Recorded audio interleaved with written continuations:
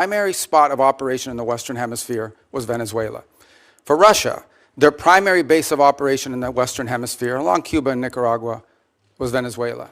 In the case of China, China was receiving oil at a huge, about $20 a barrel discount. And they weren't even paying money for it. It was being used to pay down debt that they were owed. This is the oil of the people of Venezuela, and it was being given to the Chinese as barter at a $20 discount per barrel in some cases. And so you had basically three of our primary opponents in the world operating from our hemisphere from that spot. It was also a place where you had a narco-trafficking regime that openly cooperated with the FARC and the ELN and other drug trafficking organizations using their national territory. It was an enormous strategic risk for the United States, not halfway around the world, not in another continent, but in the hemisphere in which we all live. And it was having dramatic impacts on us, but also on Colombia and on the Caribbean basin and all sorts of other places. It was an untenable situation, and it had to be addressed. And it was addressed. And now the question becomes what happens moving forward. As I've described to you in previous settings and in individual conversations, we had three objectives here. The final, I'll work it backwards because the end state here is we want to reach a phase of transition where we are left with a friendly, stable, prosperous Venezuela and democratic, in which all elements of society are represented in free and fair elections. By the way, you can have elections. You can have elections all day. But if the opposition has no access to the media, if opposition candidates are routinely dismissed and unable to be on the ballot because the government, those aren't free and fair elections. That's the end state that we want. Free, fair, prosperous, and friendly Venezuela. We're not going to get there in 3 weeks. It's going to take some time. And so objective number one was stability. In the aftermath of the removal of Maduro, the concern was what happens in Venezuela. Is there civil war? Do the different factions start going at each other? Are 1 million people crossing the border into Colombia? All of that has been avoided. And one of the primary ways that it has been avoided is the ability to establish direct, honest, respectful, but very direct and honest conversations with the people who today control the elements of that nation, meaning the law enforcement, the government apparatus, etc. And one of the tools that's available to us is the fact that we have sanctions on oil. There is oil that is sanctioned that cannot move from Venezuela because of our quarantine. And so what we did is we entered into an arrangement with them. And the arrangement is this: on the oil that is sanctioned in quarantine, we will allow you to move it to market. We will allow you to move it to market at market prices, not at the discount China was getting.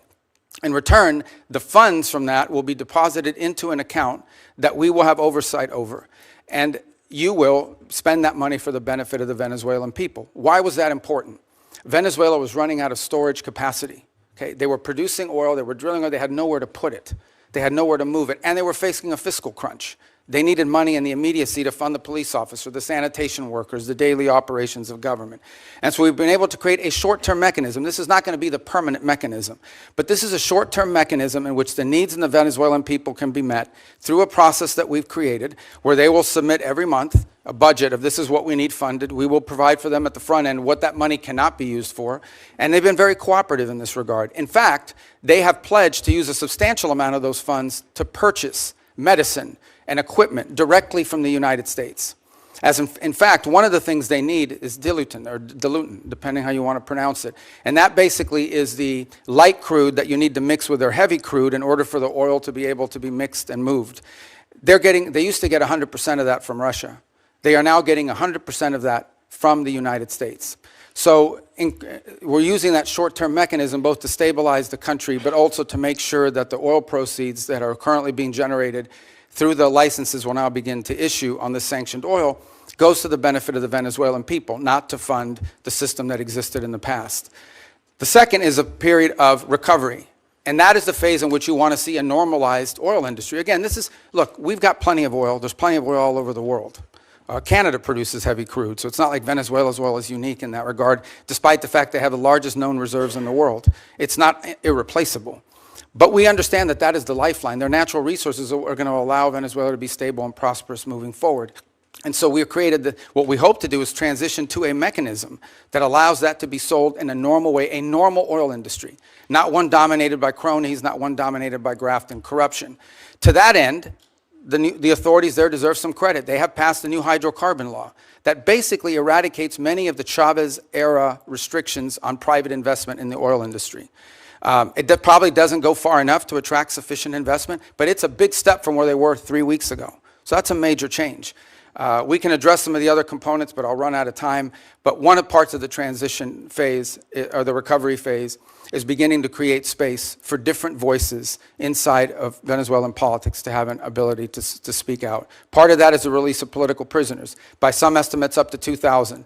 They are releasing them. They are releasing them probably slower than I would like them to, but they are releasing them. And in fact, you're starting to see some of the people being released beginning to speak out and participate in political life in the country. We have a long ways to go. Look, we can talk in more detail about all of these things. Suffice it to say, I'm not here to claim to you this is going to be easy or simple. I am saying that in 3.5, almost 4 weeks, we are much further along on this project than we thought we would be, given the complexities of it going into it. And I recognize that it won't be easy. I mean, look, at the end of the day, we are dealing with people over there that have spent most of their lives living in a gangster paradise. So it's not going to be like from one day to the next, we're going to have this thing turn around overnight. But I think we're making good and decent progress. It is the best plan, and we are certainly better off today in Venezuela than we were 4 weeks ago. And I think and hope and expect that we'll be better off in 3 months, in 6 months, in 9 months than we would have been had Maduro still been there. So thank you. Well, thank you, Secretary Rubio. We'll now do a round of questions, 5 minutes each. I'd like to start, and I'd ask you to go. I understand we're not in a classified setting, but I think a lot of people had no understanding of the groundwork that was done before the actual action took place. I was incredibly impressed with what you told me about how you, the president, negotiated with parties there on the ground, particularly the parties who were going to be in charge after Maduro was removed. And I wonder if you could talk about that for a minute, understanding that we aren't in a classified setting. And I'd like to, if you could, say a few things about it. Well, one of the things I've come to maybe more fully appreciate than I didn't when I was here in the Senate was the number of contingencies that the Department of War plans for all over the world. The overwhelming vast majority of them will never come to fruition, but there's all kinds of contingencies that are planned for. And one contingency that had to be planned for is the fact that sitting in Venezuela with a $50 million reward on his head was an indicted narco trafficker. In fact, I believe it's the largest reward we've ever issued for anybody. I would remind everybody the Biden administration had a $25 million reward on an indicted narco trafficker, the same person. And so, multiple administrations from both parties have wanted this man arrested.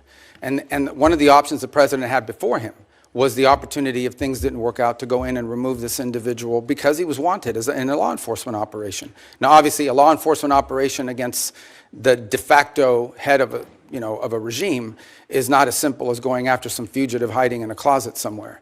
It required planning, and it required eliminating anything that was a threat to the forces that were going in to extract him. I want to be clear, and I'll share with you what I've shared publicly. We made multiple attempts to get Maduro to leave voluntarily and to avoid all of this because we understood that he was an impediment to progress. You couldn't make a deal with this guy. Okay? This guy has made multiple deals. He's broken every one of them. As a point of example, he made a deal with the Biden administration, and here was the deal that he made. It was a bad deal. We knew he wouldn't keep it. He made the following deal. Pardon my nephews, his nephews, who were convicted narco traffickers, convicted already and serving time in jail. Pardon them. Pardon and release Alex Saab, who was his money man, his bag man, primarily in charge of the portfolio with Iran. Release these people. He, in turn, agreed to release some political prisoners, which he did. Many of them were subsequently exiled or rearrested, and that he would hold free and fair elections, which he did not. In fact, he basically disqualified Maria Corina Machado and any other candidate. And Edmundo Gonzalez ends up being the nominee for the opposition party simply because they forgot to ban him. And they forgot to put him on the ban list. And then despite that, he loses an election that everyone around the world recognizes an illegitimate election. So he's made previous deals. In fact, he's broken so many deals, not even the Vatican has been willing to interact with Maduro in the past because he's broken so many of these deals. He's just simply not a guy you can make a deal with. He had no intent of keeping it. What he wanted to do was tap us along and buy 3 years of time until he could deal with a new administration that he thought may be more favorable, et cetera. He was an impediment to progress. None of the things we're talking about now, not the release of political prisoners, not the transition of the oil industry to a legitimate oil industry, not the erosion of Iranian, Russian, or Chinese influence. None of these things would have been possible as long as Maduro was there. And so this was one option that was available to the president after exhausting every other option to remove this individual from the scene. Again, I'm not here to tell you these are all going to be roses along the way and it's all going to go perfectly. But for the first time in 20 years, we are having serious counter-narcotic talks with Venezuelan authorities about going after narcotics organizations. For the first time in 20 years, we are having serious conversations about eroding and eliminating the Iranian presence, the Chinese influence, the Russian presence as well. In fact, I would tell you that there are many elements there in Venezuela that welcome a return to establishing relations to the United States on multiple fronts. We are at the end talking about a Western country that has a long history of cooperation and work with the United States. At one time, Venezuela, pre-Chavez, was a very strong U.S. ally. And we hope to get back to that point. We're not there. This thing still is in its infancy. But I certainly think a lot of progress has been made in that regard. I was impressed with your description of the fact how careful you were in the operation not to dismantle either institutions or infrastructure because you wanted to see the Venezuelan people take that over and get back on their feet again. I think that was really a wise decision to make and have it as surgical as it was. The last thing I'd ask about, if you could touch on for just a minute, is I know you spent a considerable period of time negotiating with the people that were going to do day-to-day operations, the Venezuelans who were going to fill the vacuum. How's that going, and how do you feel about where we are there? Well, first of all, let me understand something. I spent 14 years in the U.S. Senate going after these people pretty hard, along with many of you. So, I mean, I understand who they are, and I understand this portfolio from a personal level quite well. So we're very realistic about what we're dealing with here. We also understand that in geopolitics, sometimes that's required. And in this particular case, there are an alignment of interests. And we certainly think that the approach we're taking is preferable to some of the other alternatives that people speculate about or fear. And I would say at this point, I do have to characterize, again, being realistic, clear-eyed, and understanding that there will be impediments and unexpected events along the way. What we have found so far is cooperation, respect, dialogue, and it's not just me. As has been reported in the media, Director Ratcliffe traveled to Caracas and met with leaders there and discussed important items of potential cooperation. I've also discussed, and I think I've alerted some of you, that we have Laura Dogue, who was our ambassador to Nicaragua in the past and to Honduras, will be taking over the Venezuelan Affairs Unit, first in Bogota, but ultimately in Caracas. We've had a team on the ground already there. We already had 70 locally employed that sort of maintain that facility, but we have a team on the ground there assessing it, and we think very quickly we'll be able to open a U.S. diplomatic presence on the ground, which will allow us to have real-time information and interact, by the way, not just with officials in the regime and with the interim authorities, but also interact with members of civil society, the opposition. We think we're going to be much further along when we get them along the way. They've been very cooperative on that front. Obviously, there's some hard asks along the way. We'll see what the response is to those. But whether it's General Kane with his counterpart, or Director Ratcliffe, or myself with Delcy Rodriguez, we've established what I think so far has been a very respectful and productive line of communication as we go through this stabilization phase and towards the recovery phase. But there's a lot of work to be done here, and we ultimately are going to judge actions, not words, and that's what we're hoping to work towards. Well done, Senator Shaheen. Thank you. I'm pleased that we are looking at a diplomatic presence in Venezuela in the near future. I think that's very important. But the DEA has reportedly identified Delcy Rodriguez as a significant actor in the drug trade. Do you agree with that? And if you do, how are we to assure the American people that the money that's going to Venezuela is not going to any of the cartels or drug running? Yeah, and that, well, first of all, on the first point, I would say she's not indicted the way Maduro and his wife were. So I'm not going to speculate about newspaper articles and what law enforcement is working on. If, in fact, there were such an investigation, that's something that we would speculate on. Suffice it to say that this was not a normal system. We all should stipulate to that, okay? That regime, as everyone understood, was held together by corruption. The glue that kept people together was not loyalty to Maduro. It was the fact that these 5 guys had 5 separate oil fields that were assigned to them. These people had drug routes. I understand that. So that's going to be I'm not defending the regime. In fact, I'm concerned that we haven't really changed the regime enough, and that America's dollars are still going to drug runners and to significant organizations who we don't want to have benefit from the funding that we're selling now of oil and providing to the Venezuelan government. Look, no, I acknowledge that we are dealing with, I told you, with individuals that have been involved in things that in our system would not be acceptable to us in the long term. By no means is our policy to leave in place something permanent that's as corrupt as you've described. We are in the transition and stabilization phase. We are just acknowledging reality, and that is you have to work with the people that are in charge of the elements of government. Okay, but now, can what you are the reassure people that money is not going, continuing to go to the drug cartels? Right, so that's the process that I outlined to you. So on the sanctioned oil, the oil that requires U.S. permission to move, that oil, the proceeds of that oil, which, by the way, is being sold at market price, not at the discount Venezuela was being forced to sell, is being deposited into an account that ultimately will become a U.S. Treasury blocked account here in the United States. They will submit, we will, at the front end, say this is what this money can be spent on these things. We will submit to them, they will submit to us a budget request. We want to use this money for these things.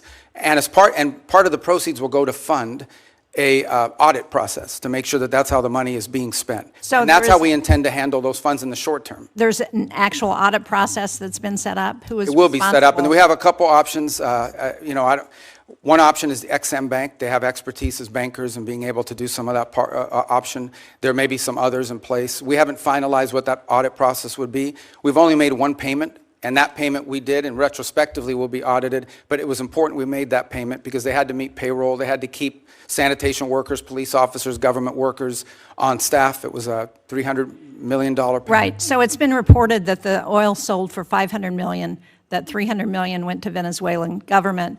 What happened to the other $200 million? It's still sitting in the account, is my understanding at this time. The account in Qatar? Well, the account, yes, but that will ultimately be that's a short-term account. Ultimately, it will be a U.S. Treasury blocked account in the United States. And will it also be audited? Correct. Well, the audit will be on the expenditures. At the front end, we'll tell them this is what the money can be spent on. Again, I'm not talking about all the other revenues the Venezuelan government may have. We're talking about the revenues from the sanctioned oil. At the front end, we will say this is what the allowable expenses are, and then they will agree to fund, as part of the overall cost, they will pay for and fund an audit system acceptable to us to ensure that that's how the money was spent. And can you report to this committee once that audit system is set up? Oh, absolutely, yeah. I'd like to change the topic in my short time that I have left, because when you were a member of this committee, you authored legislation to prevent President Trump from unilaterally leaving NATO, you and Senator Kaine. Do you still believe that the U.S. benefits from NATO? We do. I mean, the problem but NATO needs to be reimagined as well in terms of the obligations. And this is not new to this president. Multiple presidents have complained about it. I agree. I think this president just complains about it louder than other presidents. Well, I'm just trying to be get a clear answer on where this administration stands relative to NATO, because it's been a very fuzzy message over the last year. And do you agree that we're stronger in confronting China when we do so with like-minded partners, and that China is still the #1 threat that we face in the United States? Yeah, but our like-minded partners have to have capability, and that's been part of the problem, is the erosion in European defense capabilities, because they've taken vast amount of the monies these are rich countries. And because of the NATO umbrella, it gave them the flexibility to spend a tremendous amount of their revenues on social programs and not on defense. Now, maybe that trend line will begin to change. Well, it's already begun to change, frankly, and thanks. And I think the president deserves credit for that, for the fact that there is now a commitment for 5% of GDP to be spent on defense. But part of that strength also comes not just from having the mechanism, the military might, but it also comes from the unity with our allies. And to the extent to which that unity is undermined, like the talk about Greenland and antagonizing Denmark, then it undermines NATO's ability. And the only people who are excited about that are Vladimir Putin and President Xi. Yeah, well, I would say that I think our alliances in NATO ultimately are something that's going to work out. Our partners understand the importance of the U.S. presence in NATO. Without the U.S., there is no NATO. And we understand that in order for NATO to be stronger, our partners need to be stronger. And one of the things we've explained to our allies in NATO is the United States is not simply focused on Europe. We also have defense needs in the Western Hemisphere. We have defense needs in the Indo-Pacific. And it will require us. We may be the richest country in the world, but we don't have unlimited resources. And as we reassign Exactly resources, why we want to have allies and partners to help us as we're looking at conflicts around the world. And when we antagonize our allies and partners, and when we send Canada to do a trade deal with China instead of coming to New Hampshire or the United States, it weakens our ability to confront our adversaries. yeah, but our allies have to be two things. They have to be willing to step up, but they also have to be capable of stepping up. And frankly, many of them have not. I mean, Spain is still not doing the 5%. I mean, there are countries that are still not doing. And in fact, Marco Rutte yesterday pointed out that if without the United States, the countries of Europe would have to spend 10% of their GDP for the next 20 years to be able to make up the whole. So I do think there needs to be a rebalancing, and hopefully we'll have cooperation. I think we will. Rutte has done a great job of managing all. And I'm not arguing that point with you. As I said, I agree with what the president has asked of our European allies. What I'm arguing with you about is that his rhetoric is undermining our partnerships with our allies, and that's a problem. Thank you, Mr. Chairman. Thank you, Senator Shaheen. Senator Ricketts. Thank you, Mr. Chairman. Thank you, Mr. Secretary Rubio, for being here. So some of the comments from my colleagues on the other side of the aisle are difficult to square with the record. The goalposts didn't move, nor did Maduro change. The only thing that changed was President Trump acted on what members of both parties said needed to happen. And did so, by the way, with an operation that will go down in history as one of the most impressive and tactically proficient to be ever carried out. So, Secretary Rubio, I'd like to get your response to a few yes or no questions. I know that's typically not your nature, but please bear with me here a moment, okay? All right, let's hear them first. I hate game shows. Go ahead. For years, the United States had a standing bounty on Nicolás Maduro, correct? Have what, I'm sorry? A standing bounty on Nicolás Maduro. Oh, yes. And this bounty was increased by both the Biden and Trump administrations, correct? Correct. And despite that bounty, did Maduro remain in power? Yes. Did he continue to support drug traffickers? Oh, yes. Was Operation Absolute Resolve a law enforcement operation supported by the military? It was.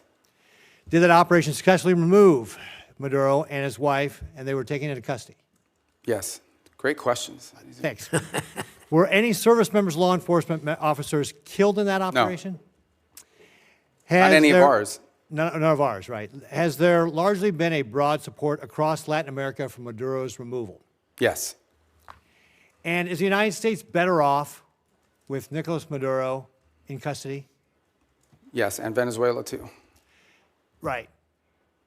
I realize that you'll hear differing views during this hearing, but I want to at least offer my personal congratulations to you and everybody who helped carry this out, because the world is better off without Nicolás Maduro. A few weeks ago, you briefed the Senate on your three-phase plan. You've been talking about it here today on stabilization, recovery, and the transition in Venezuela. Is there anything this Congress can do to be helpful in executing on that plan? There will be in time, there's no doubt about it. On the stabilization front, in order to stabilize it, for example, we're going to have to begin to provide some licenses through OFAC. So as an example, if a company wants to go down and explore the opportunity to do some economic activity in Venezuela, they will require a license from Treasury to be able to do that. And so that doesn't require congressional action, but I wanted you to be aware of it when you start to see some of these things. Some of these are just exploratory. The second is, I think in time, look, Venezuela is a very wealthy country. This is not a country that's going to require money from the United States to rebuild, to stabilize, to transition. It really isn't. It has the ability to be, and it has been historically, the wealthiest country in the Western in Latin and South America, in many cases. The problem is that the wealth of the country was being stolen. And so part of both the recovery and the transition phase is ensuring that you leave in place a prosperous, free, democratic, allied with the United States and friendly, but also prosperous Venezuela, where the resources of the country are being done responsibly, are being utilized responsibly and to the benefit of the people and their economy.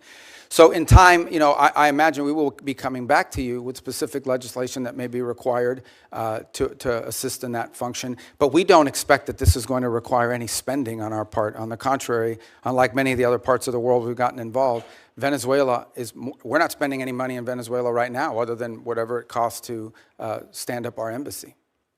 Let me switch gears on you a little bit. One of the common criticisms after Maduro's capture was that this would incentivize Communist China to take similar actions in Taiwan. In my opinion, this couldn't be further from the truth. For starters, Communist China doesn't care about international law or norms. They've demonstrated that repeatedly. Just ask the Philippines. Nor does it believe in international law even applies to Taiwan. But most importantly, Xi Jinping's calculus on whether to take kinetic action against Taiwan rests solely on whether or not he believes he will be successful or not. In this sense, the tactical proficiency displayed during Operation Absolute Resolve may have actually given Xi more pause to take than in taking action in Taiwan. Because despite its massive military buildup, the PLA continues to lack the experience so clearly on display that the United States demonstrated in Maduro's capture. And the PLA leaders that do have combat experience, like General Zhang, just got purged, or at least one of them did. So, Secretary Rubio, do you believe that the operation to take Maduro into custody will have any impact on Communist China's actions or intentions toward Taiwan? No, look, the situation on Taiwan is a Xi legacy project that he's made very clear that that's what he intends to do. And that's going to be irrespective of anything that happens in the world. Your point, though, is well taken, and that is the U.S. in conducting this operation, I think, was certainly startling to China, to Russia, to Iran, to any adversary around the world, because the U.S. is the only country in the world that could have done this operation. Mr. Chairman, if I could just real briefly, I just mentioned General Zhang getting purged here. He was obviously a very important official in China.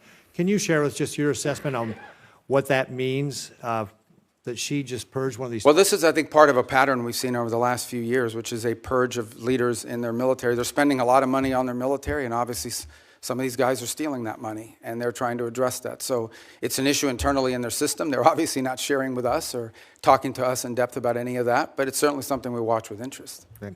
Thank you, Mr. Chairman. Thank you, Senator Ricketts. Senator Coons. Thank you, Mr. Chairman. Thank you, Secretary Rubio. Good to be with you again. My basic question is, what are we doing here? What is the point? What is the goal of this hearing? How do I know? As you know well, having served on this dais alongside me for 14 years, this is an oversight hearing. And the purpose of oversight is to encourage, if necessary, to compel consultation between the administration and Congress.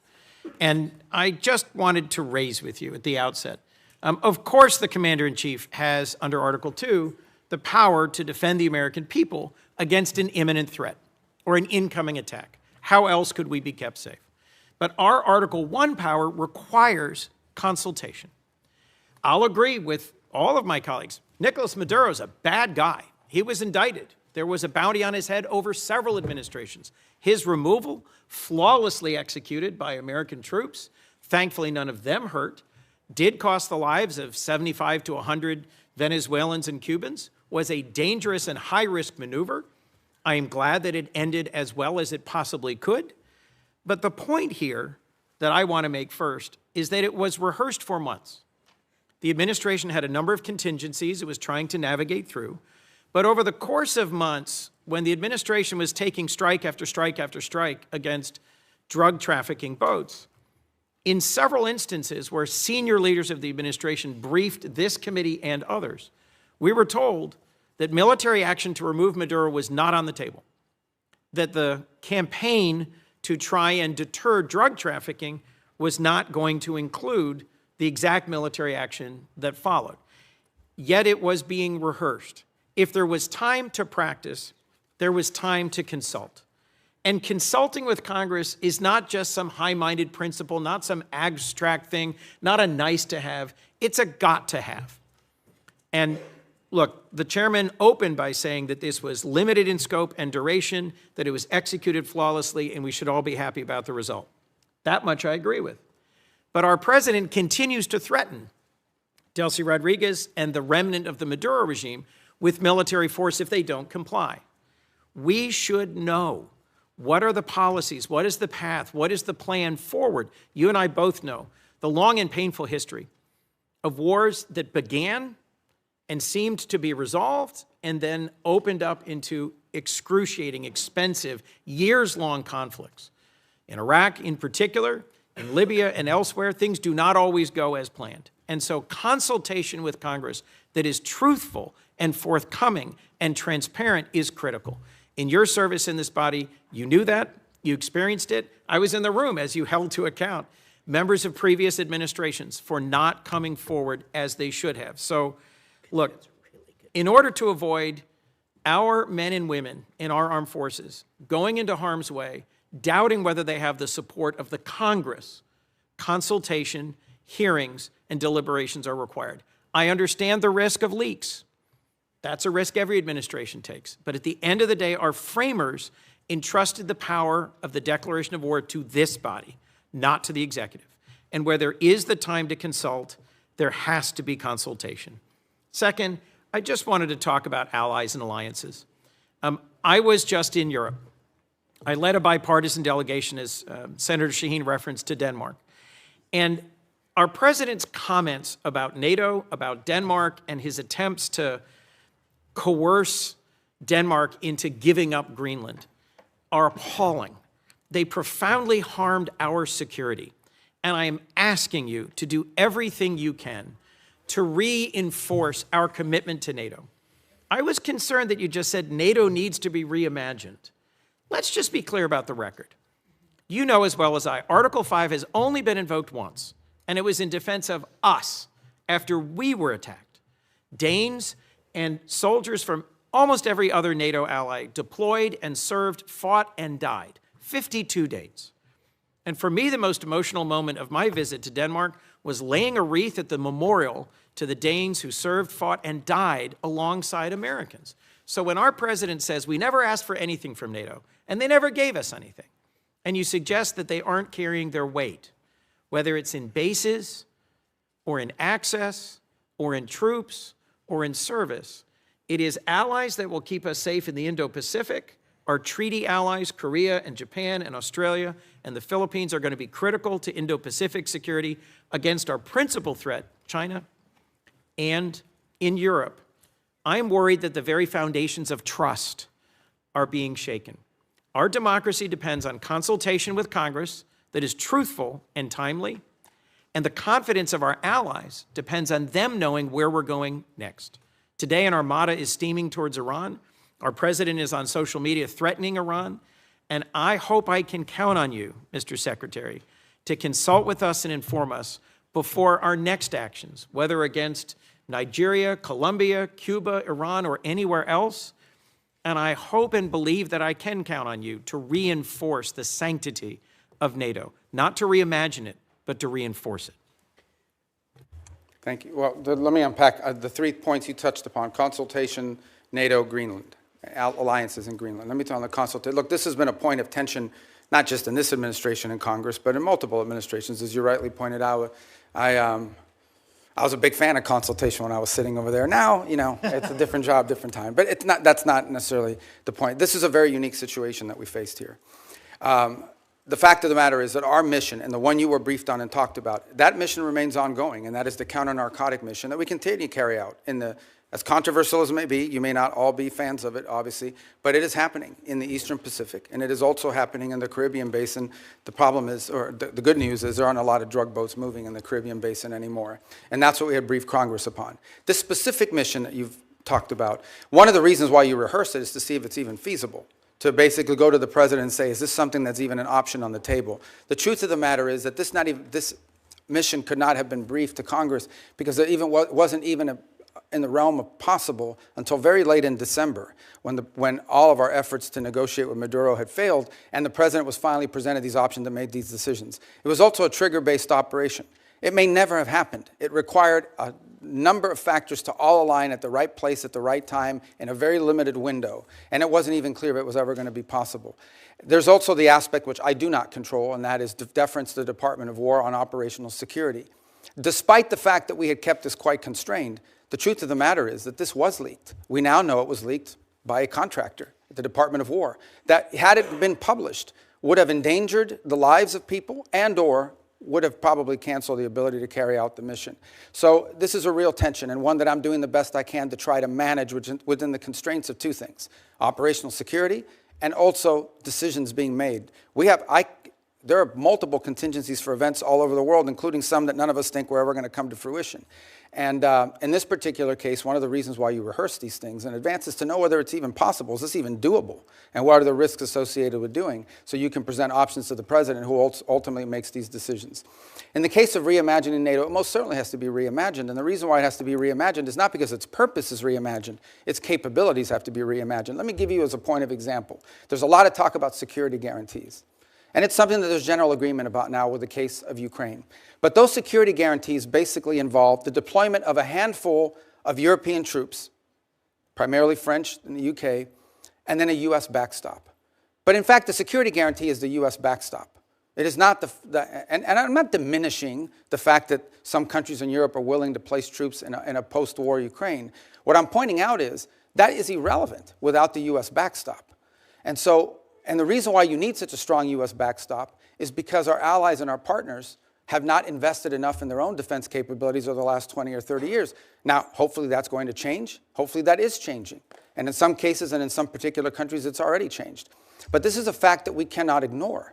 NATO is going to be stronger if our allies are more capable, especially, and here's the reality, whether we want to accept it or not, we have interests all over the world. We have interests in the Middle East, we have interests in the Western Hemisphere, and we most certainly have interests in the Indo-Pacific. A number of you have already pointed out that China is the chief challenge.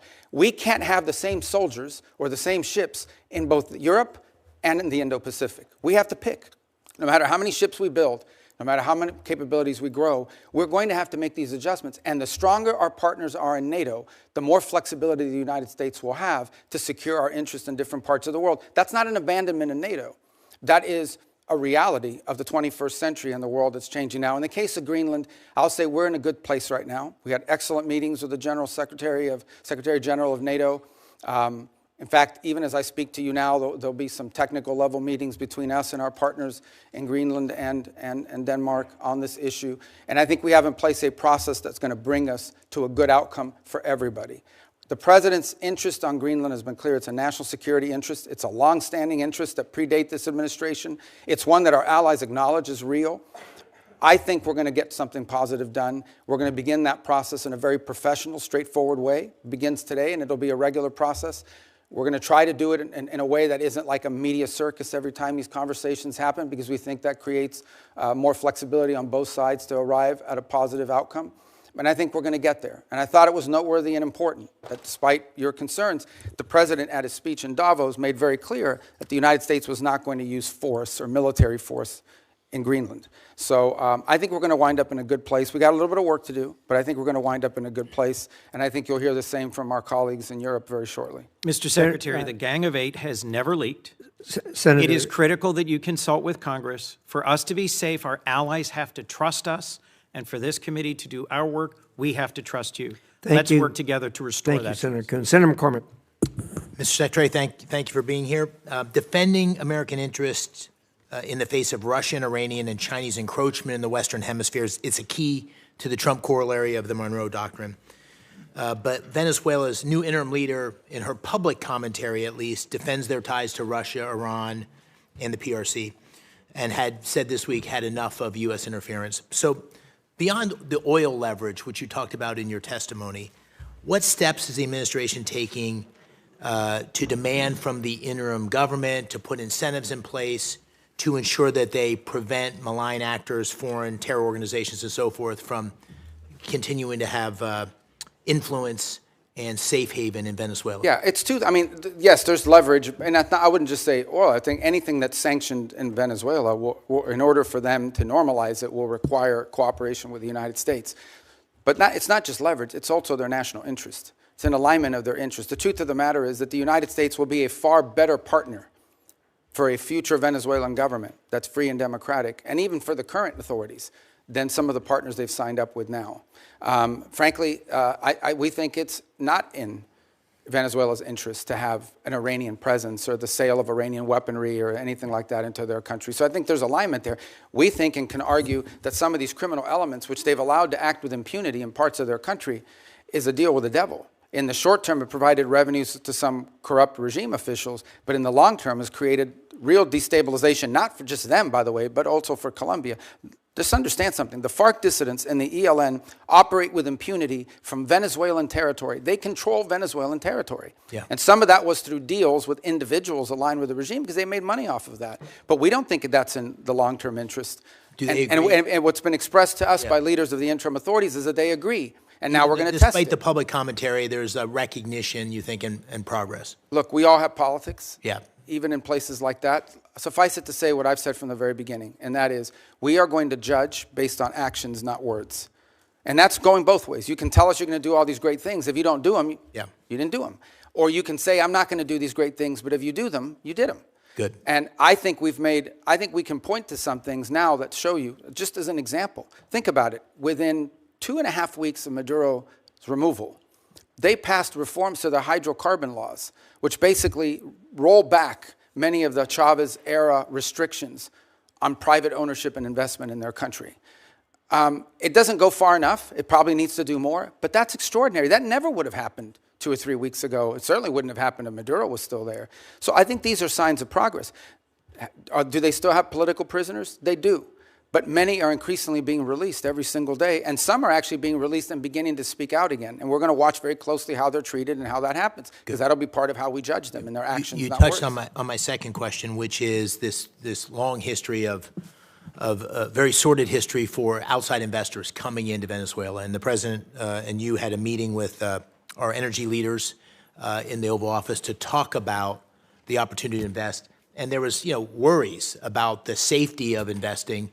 What steps beyond what you just described in terms of the hydrocarbon law, security guarantees for workers, any sorts of certainty that investors are gaining, which is going to allow them to have the confidence to move on the opportunities in Venezuela? Yeah, I mean, the first step is some of these investors or potential investors need to get a license from OFAC to be able to even explore this. Then they need to be able to go down there and meet with people and see what's happening and make that determination. Here's what I would say. Venezuela has a lot of oil. They do. But there's a lot of oil in other places too. Companies are only going to invest somewhere if they know we're going to invest, we're going to make our money back with a profit, and our land isn't going to be taken from us. And if you try to, there's a court we can go to and contracts we can enforce. That's the level of certainty that we're talking in terms of security. And that's part of this transition process. That's part of this recovery process, is to normalize their industry. Because if not, they'll just invest the money in Guyana, or they'll just invest the money in some other part of the world that has oil. They're not going to risk it. So it's to their benefit to have set up a normal, transparent process that encourages foreign investment, not just in oil, by the way, and other natural resources, but in other sectors of their economy.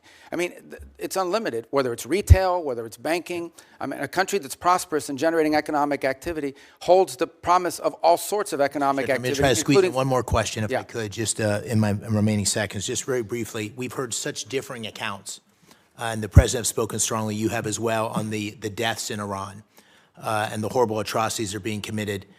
Can you give us some sense of, we see reports of thousands, tens of thousands. What's the State Department's best estimate of what's happened on the ground? Well, in the thousands for certain. And look, I think regimes, including that one in Iran, have learned that when you start shooting people in the head with snipers, it's effective. I mean, it works, and they've done it, and it's horrifying. And that's what we've seen. That regime is probably weaker than it has ever been. And the core problem they face, unlike the protests you saw in the past on some other topics, is that they don't have a way to address the core complaints of the protesters, which is that their economy's in collapse. And the reason why there's economies in collapse is because they spend all their money and all their resources building weapons and sponsoring terrorist groups around the world instead of reinvesting it back into their society. And as a result, have taken on massive global sanctions, which has isolated their economy and their country. And so that's what the Iranian people are demanding, is that they stop doing that and start caring about them and get these sanctions off them. And this regime is unwilling to do it. So the core challenge is the protests may have ebbed, but they will spark up again in the future, because this regime, unless they are willing to change and or leave, have no way of addressing the legitimate and consistent complaints of the people of Iran who deserve better. Very good. Thank you. Thank you. Senator Murphy. Thank you very much, Mr. Chairman. Listen, I think The scope of the project that you are undertaking in Venezuela is without precedent. You are taking their oil at gunpoint. You are holding and selling that oil, putting for now the receipts in an offshore Middle Eastern account. You're deciding how and for what purposes that money is going to be used in a country of 30 million people. I think a lot of us believe that that is destined for failure. And I know that you're telling us today just to be patient, but a month later, we have no information on a timetable for a democratic transition. Maduro's people are still in charge. Most of the political prisoners are in jail. And by the way, those that have been let out have a gag order on them from the government. The opposition leader is still in exile. This looks already like it is a failure. You say you're in serious talks, but as you note, the Venezuelans are great at being in serious talks. They almost never deliver. So I'm just going to give you my three questions and hope that you'll answer them, because I do think we want to try to understand how to judge the efficacy of this as time goes on, because I worry you won't be back before this committee anytime soon, and to understand whether this is just facilitating corruption, both in Venezuela and here at home. So here are my three questions. First, reports are that you've given no-bid licenses to two companies to sell Venezuela's oil. One of them is a massive donor to the president. To many Americans, that reeks. And so my question is, can you commit that partners for future sales are going to be chosen through a fair, open selection process? Second, if Delcy Rodriguez, who is an unelected leader, the head of Maduro's torture operation, is still in power 6 months from now, does that mean that your policy is a success or failure? How do we judge when we've had enough of Rodriguez? And third, in your testimony, you reserved the right to use force again in the future if the Venezuelan government isn't complying with your requests. So if, for instance, they refused to give you access to the oil in the future, if they said, we're just going to keep it for ourselves, would this cause you to consider military action? And do you concede that if you're using military action simply to try to compel cooperation from the government, you absolutely need congressional authorization for that? So if you can answer those three questions. So the first question was about the use of force. Yes. Okay. On the first one, the two traders. So here's the problem we faced. The problem we faced in the short term is they had no place to put oil.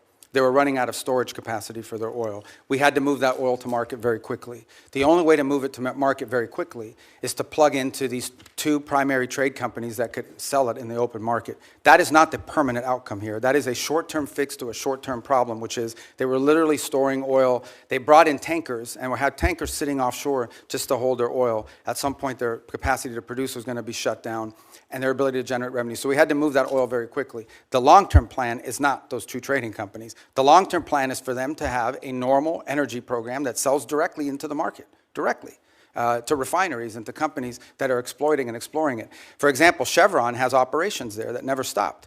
They seek to expand those operations. They don't need those trading companies. So those trading companies were a short-term fix for a very acute problem because we wanted to prevent societal collapse because they had no money for revenue. On the second point about her being still in power, look, let me say this, a couple things. This is not unprecedented. I can point to a number of places, Spain, Paraguay, two examples of places in which there was a transition, from an autocratic regime to a democratic regime, and it took time. I can't give you a timeline of how long it takes. It can't take forever. It's not even been 4 weeks since Maduro was reduced. A year, two Well, I think years? we need to be, let me put it to you this way, we need to be much further along 6 months from now, even 3 months from now. That may not be satisfactory to you, but I'm saying we have to be much further along 3, 4, 5 months. 3 or 4, 5 months from now cannot look like what today looks like. And I think there's acknowledgement on both sides of that.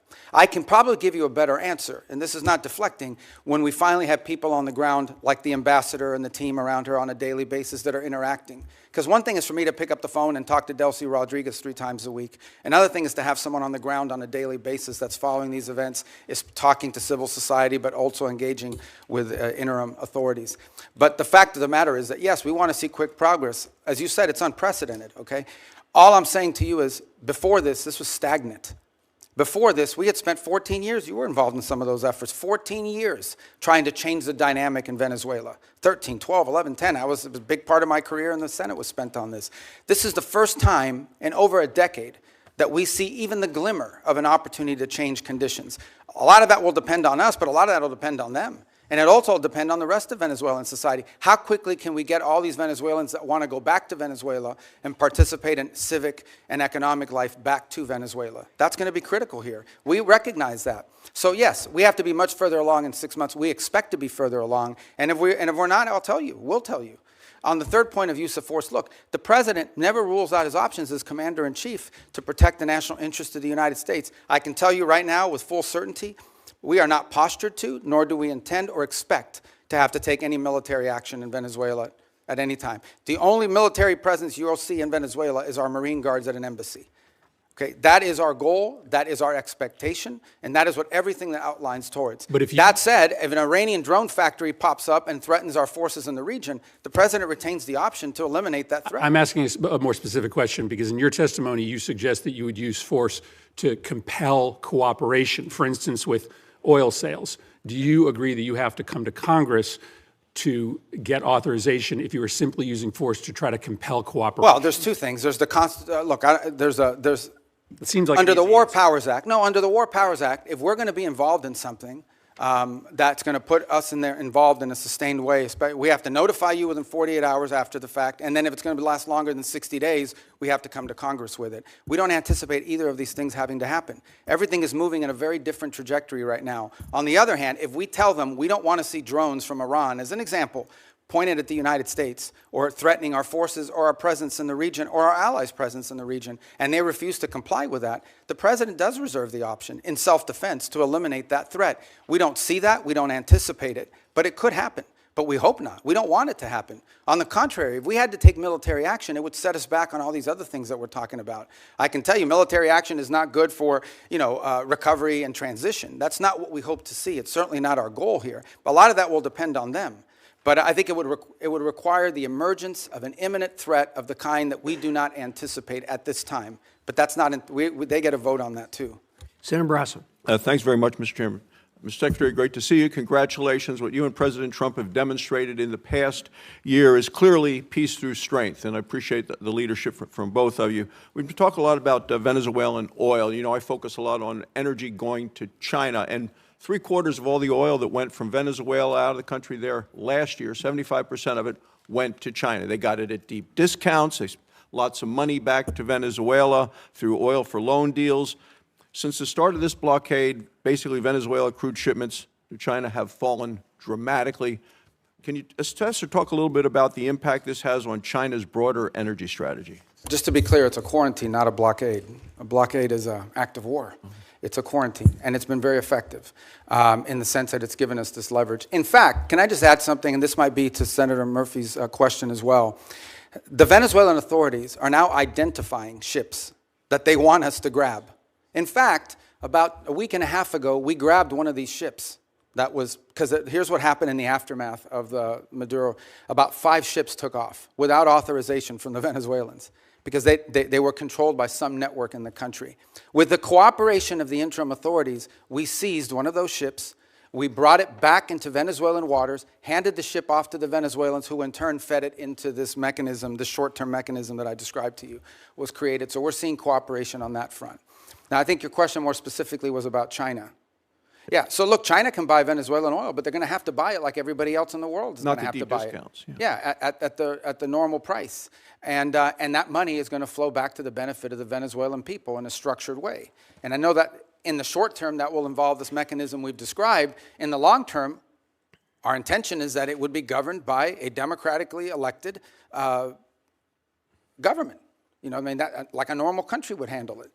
But it's not just about oil. There's other economic activity, the full spectrum. I mean, Venezuela was, and still, we're not talking about some third world country here. I mean, we're talking about a country that doesn't just have wealth, it has memory, it has history of economic activity, of people who own chains of pharmacies. I know some of these people, of people who own chains of retail stores, including American retailers who had a presence there. We just want it to be a normal, prosperous country again, not a playground for Iran, Russia, and China in our own hemisphere. And we're going to try to help them get that because we think it serves our national interest.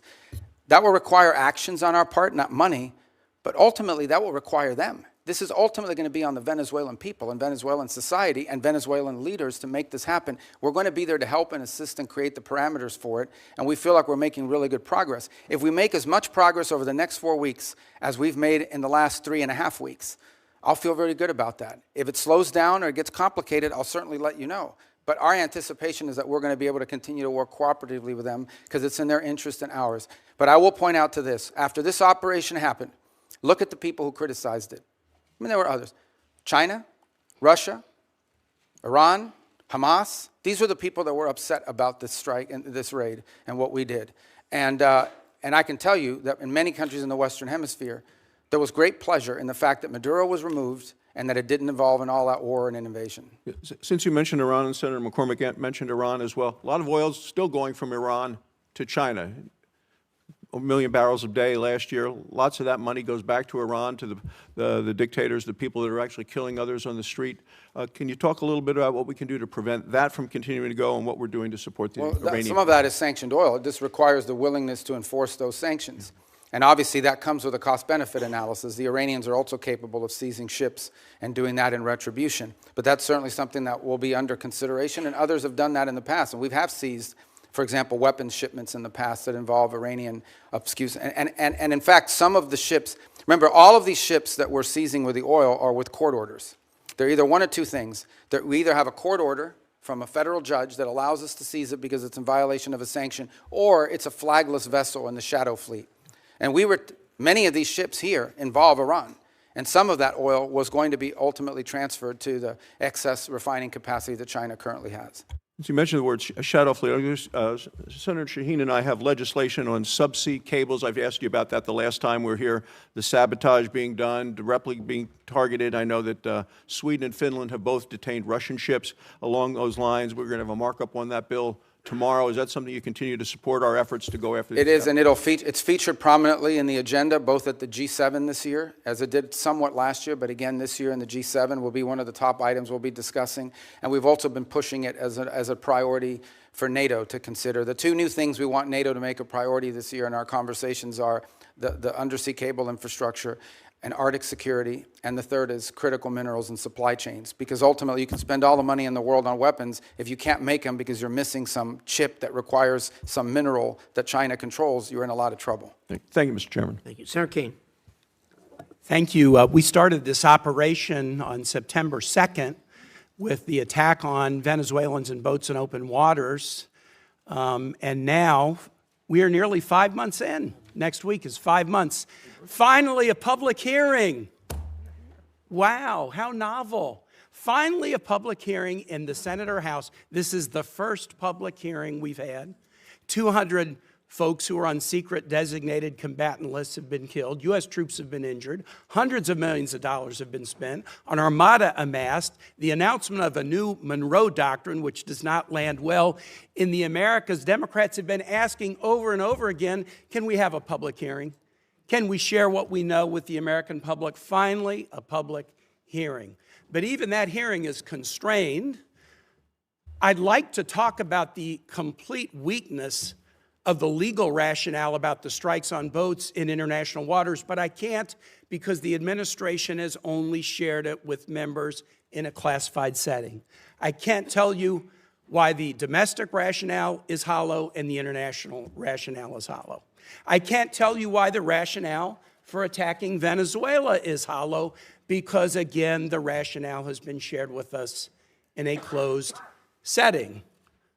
I can't share with you the grim details of the murder of shipwrecked survivors in open waters that we all know because we've seen the videos and we've questioned the U.S. military officials involved about legality because the administration will not release that publicly.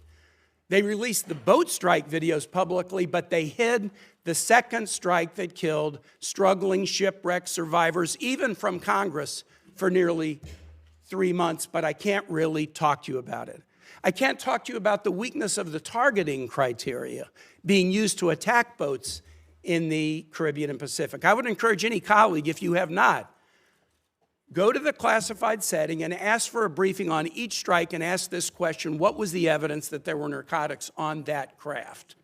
You will be very surprised if you ask that question about every strike. And so even in this first public hearing, 5 months in, there's a lot we can't talk about.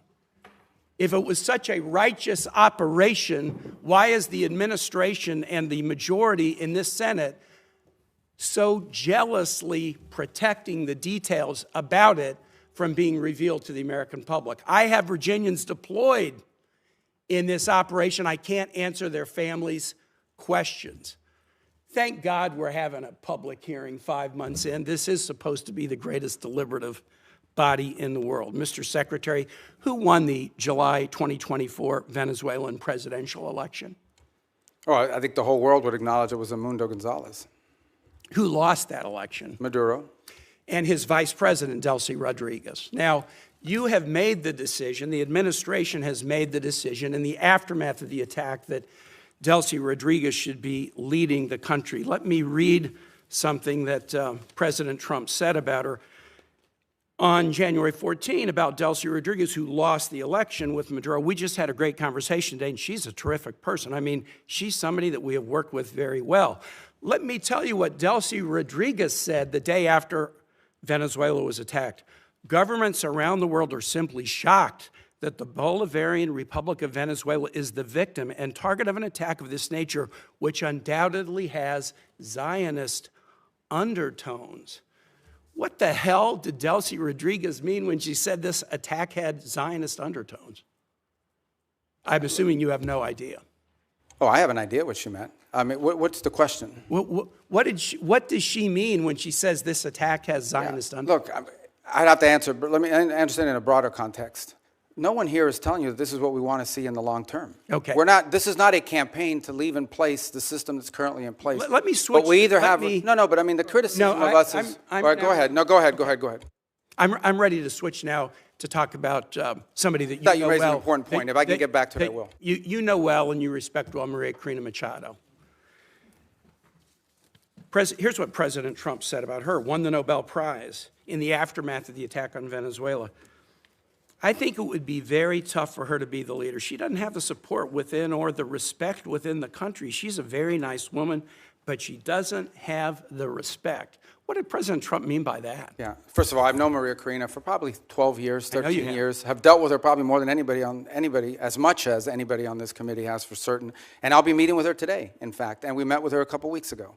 So here's the reality, though, and I think what the president was pointing to. And I think Maria Corina would acknowledge this. The only way I talked to her last week. Well, she's very disappointed in those comments, and so are Venezuelans in my state. Okay, well, she didn't share that with me or with us, but I would sell this to you. The president is acknowledging is that today, as it stands, whether we like it or not, the elements of control in that country, the people with the guns, the people that control the guns and the institutions of government there, are in the hands of this regime. So we either, on the one hand, we're getting criticized. Some people are saying we don't want regime change. On the other hand, we're being criticized for not undertaking regime change. Mr. Secretary, what we're trying to trigger here is a process of stabilization, recovery, and transition to something where Maria Corina and others can be a part of. You have respect for her, don't you? Sure. Okay, great. My last question is this. And so does the president, by the way. He met with her. They had a great meeting. And he actually spoke to her last week in my presence. Here's what he said after that meeting. We're talking to her, and maybe we can get her involved in some way. I'd love to be able to do that. Maybe we can do that. We'll set the terms for this Nobel Prize winner having a leadership role. Last question is this. You talked about the speech in Davos. Here's something the president said in Davos. I'm helping NATO until the last few days. When I told them about Iceland, they loved me. They're not here for us on Iceland, that I can tell you. Our stock market took the first dip yesterday because of Iceland, so Iceland has already cost us a lot of money. The president repeatedly mistook Iceland for Greenland, right? We're not mad at Iceland. They haven't cost us any money. The president just mistook the two countries for each other, correct? Yeah, he meant to say Greenland, but I think we're all familiar with presidents that have verbal stumbles. We've had presidents like that before. Some made a lot more than this one. Nice try. Thanks. All right, thank you. I thought he did well. Let's see. We got Senator Paul. Our founders debated extensively over which branch of government should have the power to declare or initiate war. Virtually unanimously, they decided, and what was entered into the Constitution was that the declaration or initiation of war would be the power of Congress. Now, we have many advocates, many of whom are here today, who have been advocates for an expansive notion of presidential power. They often argue that wars are not really wars, that they're kinetic actions or drug busts. I think, though, if you reverse the circumstances, it becomes very difficult for these arguments to hold up. So I would ask you, if a foreign country bombed our air defense missiles, captured and removed our president, and blockaded our country, would that be considered an act of war? Well, I think your question is about and I will acknowledge you've been very consistent on all these points the entire career. So let me, no matter who's in charge. So I will point to two things. The first is it's hard for us to conceive that an operation that lasted about 4.5 hours and was a law enforcement operation to capture someone we don't recognize as a head of state, indicted in the United States, wanted with a $50 million bounty. My question would be, if it only took 4 hours to take our president, it's very short, nobody dies on the other side, nobody dies on our side, it's perfect. Would it be an act of war? We just don't believe that this operation comes anywhere close to the constitutional definition of war. But would it be an act of war if someone did it to us? Nobody dies, few casualties, they're in and out. Boom, it's a perfect military operation. Would that be an act of war? Of course it would be an act of war. I'm probably the most anti-war person in the Senate, and I would vote to declare war if someone invaded our country and took our president. So I think we need to at least acknowledge this is a one-way argument. One-way arguments that don't rebound, that you can't apply to yourselves, that cannot be universally applicable are bad arguments. So my next question would be, let's say it's not a war, and we're just going to define it away and say it's not a war. That's one of the arguments. So it's a drug bust. What if a foreign country indicts our president for violating a foreign law? Should we extradite our president, or should we be okay if they come in and get him by force? Look, I think ultimately we're always going to act in our national interest. And so if somebody comes after our national interest, like the case you've described, which obviously does not exist at this time, but the case you've described, the U.S. always has the right to act in its national interest and to protect itself. So really I don't know about this equivalency. Well, does this justify them doing it? We're always going to do what's best for the United States and America. We're always going to protect our system. But the point isn't, and you're exactly right, we will act in our national interest and we should. So I'm not disagreeing with you at all. What I'm saying is, though, that our arguments are empty then. The drug bust isn't really an argument. It's a ruse. The war argument, not a war, is a ruse. It's not a real argument. And we do what we do because we have the force, we have the might, we do it because it's in our interest. So we wouldn't let anybody come in, bomb us, blockade us, and take our president. We've had arguments about legitimate, illegitimate presidents, bad elections, rigged elections. So there's all kinds of same arguments that we've had in our country that they've had in Venezuela. But we wouldn't argue for an indictment. And these things aren't idle speculation. I mean, Netanyahu's been indicted by the ICC. And one of the reasons I object to being part of the ICC, and I would say you and the administration probably agree, is we're not going to let any international council indict our president and arrest him somewhere on foreign soil. We're not going to do that. We actually, most of us probably object to indicting Netanyahu in that way as well. So I think the arguments are invalid. So we did get the legal opinion that Senator Kaine referred to, the OLC opinion, Office of Legal Counsel.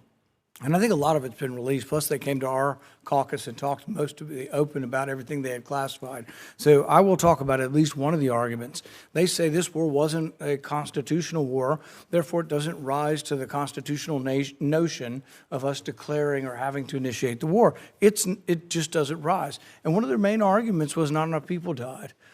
And so there is some number that they aren't specific, but there is some number. I would assume, although I'm not positive, but the 50, 60,000 soldiers who died in Vietnam might be enough for them to call that a war. But here's the problem. It isn't the number, it's that it happens in retrospect. See, our founders gave us the power to initiate or declare war. They didn't give us other powers to execute the war. Those are left to the president. But if we have to wait to see how many people are killed, we have to wait, as they describe it, as the scope, nature, and extent. If we have to wait to see the scope, nature, and extent, the war has been going on for some time. It's hard to vote to initiate a war that's been going on. And we can say this war is over, but we're still blockading it, and we may go back in. But there are no clear answers. You know, we put 2,000, we leave 2,000 troops in. Are we going to call that war and initiate it? So the definition of war is very important. And I think we have to acknowledge the problems with our argument. Calling things kinetic action is a disservice to our soldiers. Oh, you weren't really wounded in war. You don't have a Medal of Honor for war. You have a Medal of Honor for a kinetic action. So I think let's call it what it is, and let's vote on these things. But I think we're in violation of both the spirit and the law of the Constitution by bombing a capital, blockading a country, and removing elected officials. And we certainly wouldn't tolerate it, nor would I if someone did it to us. But we didn't remove an elected official. We removed someone who was not elected, and it was actually an indicted drug trafficker in the United States. And their system... Our laws, indicted under our laws. Look, Bolsonaro says that Da Silva is not really the president of Brazil. Our president said Biden wasn't really the president. Hillary Clinton said in 2016 Trump wasn't the president. So you have these arguments, and I agree with you, it probably was, and most likely was, most assuredly was a bad election. He wasn't really elected. But at the same time, if that's our predicate, and you don't have to come to us because it's a drug bust, we're just removing somebody, you can see where it leads to, and it leads to chaos. And that's why we have rules like the Constitution, so we don't get so far out there that presidents can do whatever they want. It is this check and balance. And I would argue for 70 years we've been going the wrong way. It isn't just this president, but it's a debate that I think is worth having. Well, thank you, Mr. Chairman, and I want to associate myself with the comments of Tim Kaine. The fact that we're 5 months into this, and this is the first oversight hearing, is really a complete failure of the responsibility of Congress, failure of this committee to demand oversight, but also a reflection of the reluctance of the administration to engage in the proper consultation with Congress. So I hope we can do a lot better going forward, and that we'll see you at least every 6 weeks or so, not every five months. I also feel like the strategy of keeping basically these very weak arguments secret so that they can't be discussed openly for the legal justifications. I've gone down and read them, and there's a reason obviously you'd be incredibly embarrassed if those were public. So make them public. Let's have an actual transparency here in the United States of America. And let's be clear about what has gone on. We had a dictator we didn't like. We've replaced it with a dictator we think we can manipulate. And if that doesn't work, we'll do something else in order to pry open that economy for oil. And I must say that you did say something I liked. So let me emphasize that. I'm making progress. Yeah. You said no U.S. taxpayer dollars will be used, no spending on our part, to kind of prop up Venezuela. Can you restate your commitment to that?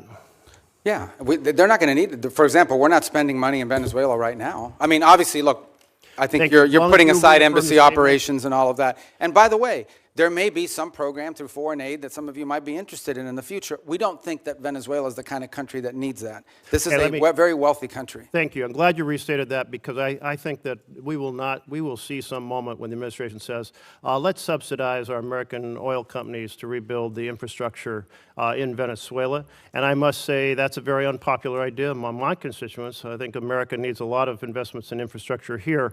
And I think you have a way too rosy sense of the oil economy there. Many experts have said, look, without 10-year prospect horizon of stability, without Canada deciding to ship a lot more of its heavy oil instead of to the Gulf, doing it to Asia so that we prop up the kind of demand in the Gulf, without keeping Iran off the international stage so that the cost of oil, the value is higher.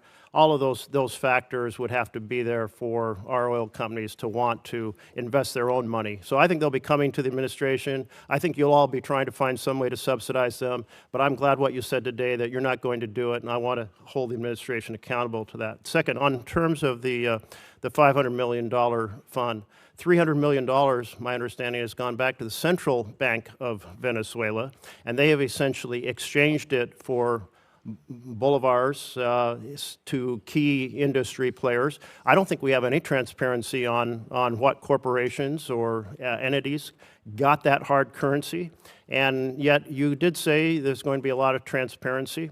You also said, if I understood right, that those funds are eventually going to be brought back into the structure of U.S. control as part of our, formal structure of funds.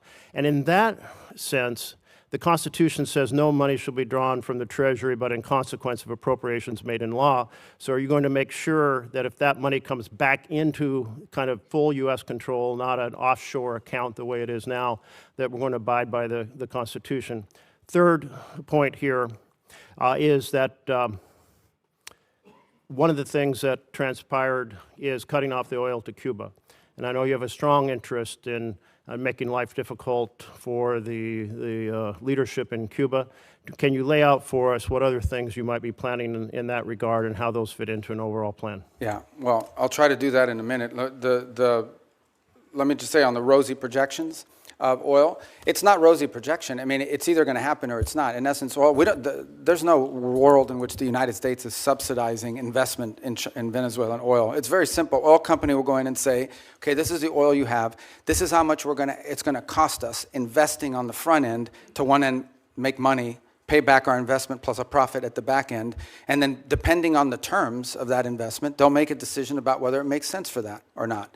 Right now, what you have in Venezuela is a corrupt and broken oil company run by the government that basically takes this money, doesn't reinvest in it at all, and basically sprinkles it to its people to keep the glue that keeps the regime together. We want it to become a normal oil economy.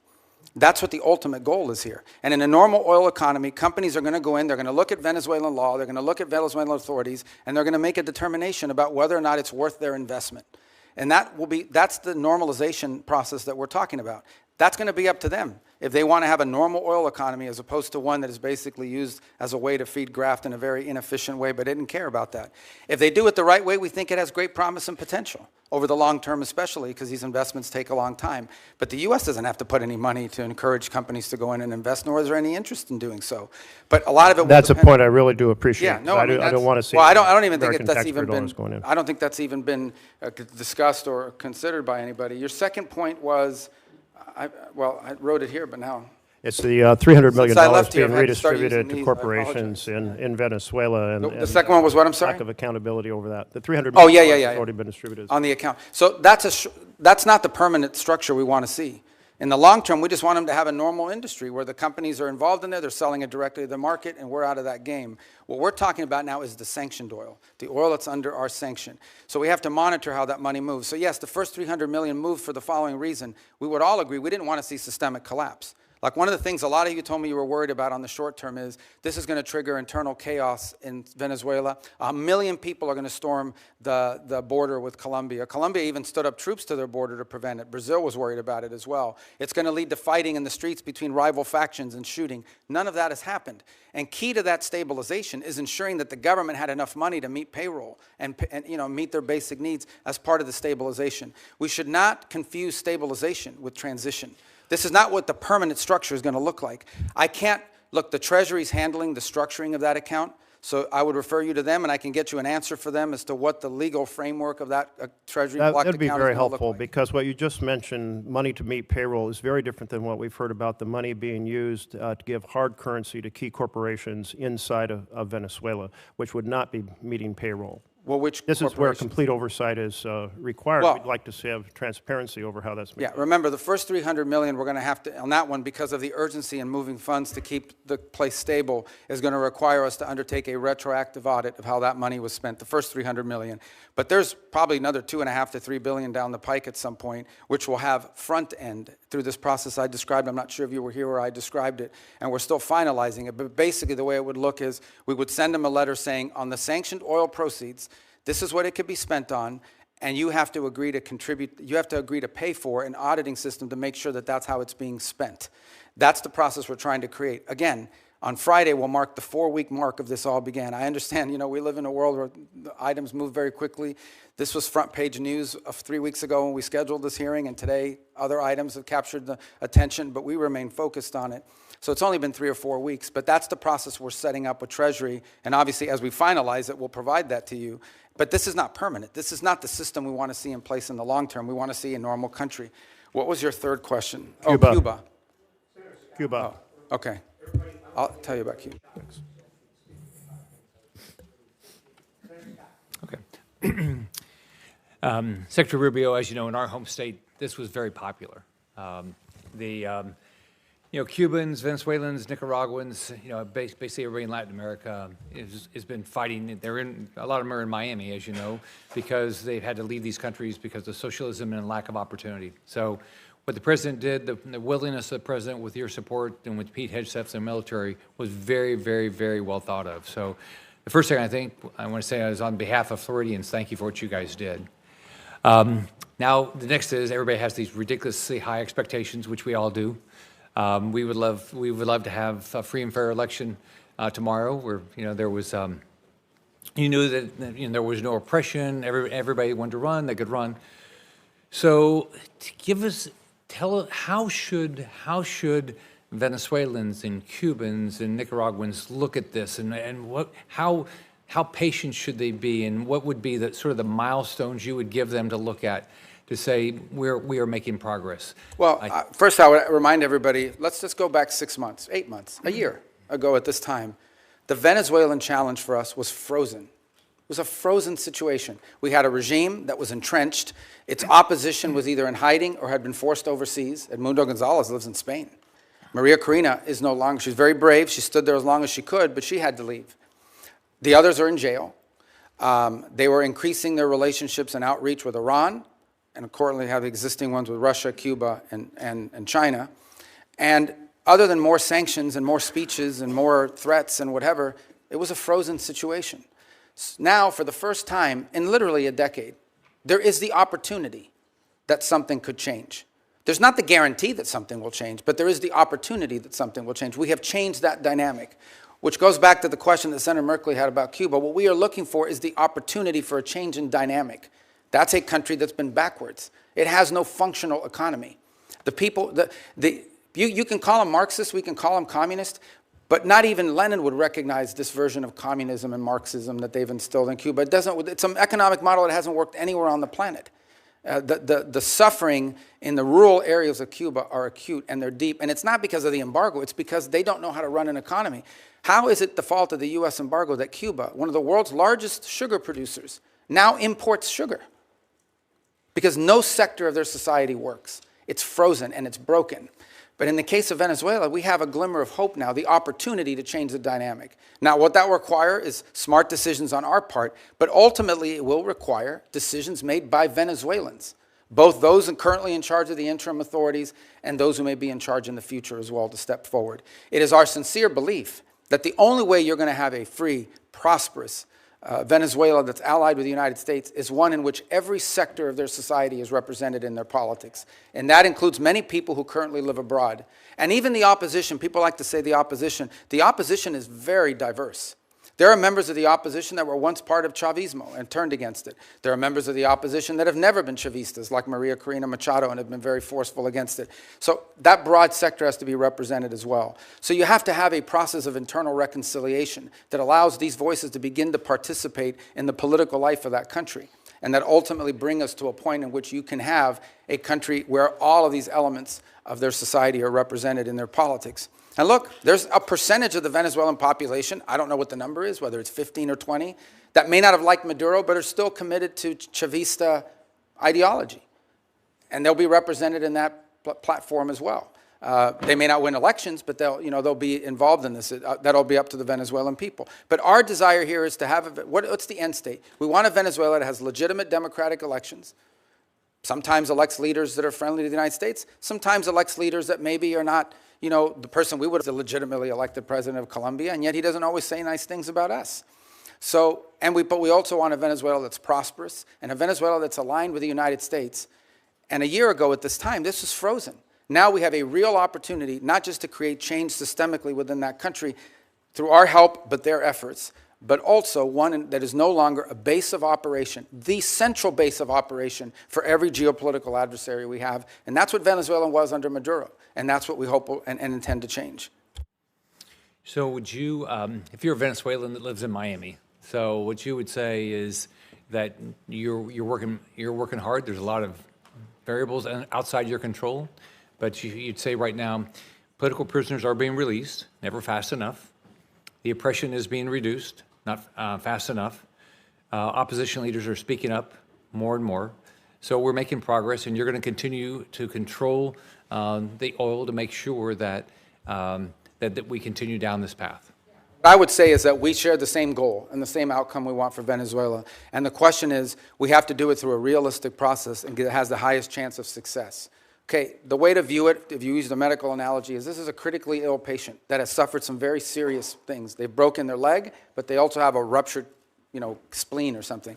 You've got to deal with the life-threatening first before you deal with a broken leg. And even when you deal with a broken leg, there's going to be a period of rehabilitation. You don't just go from having your leg repaired in a surgery to running on a treadmill the next day. There's going to have to be a process here.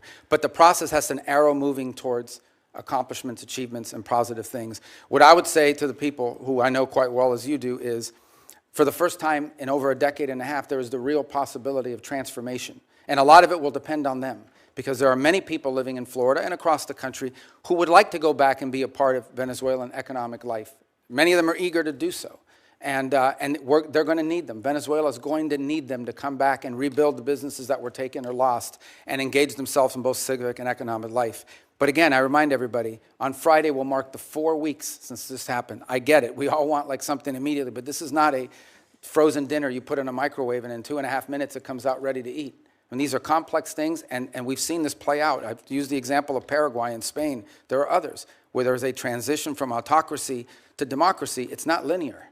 It's, in some cases, there are ups and downs along the way, but it's trending in the right direction so far, with the recognition that more work needs to be done. Thanks for your hard work. Senator Booker. I just want to start by saying what's plain, frankly, be plain to Senator Rubio and plain to members here, is that it should not have taken this long to have this hearing.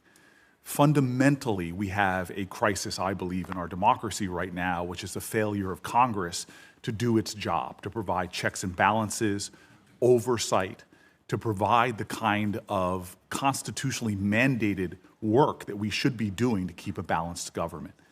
We have operations right now that are literally costing the American taxpayer tens of millions of dollars a day.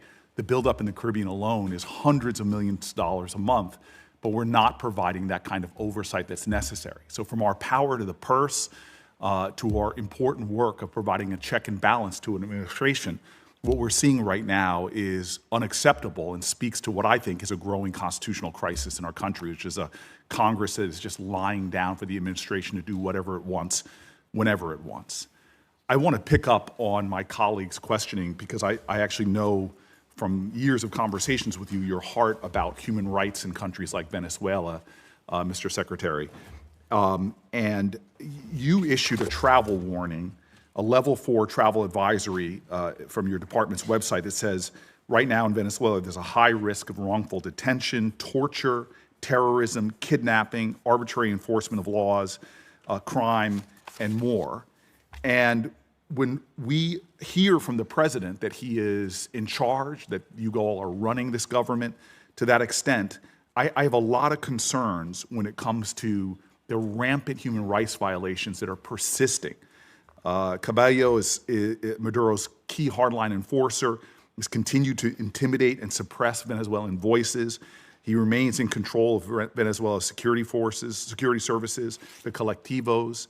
We're seeing extraordinary examples that the constant oppression of the people is continuing as these folks are remaining in control of the country.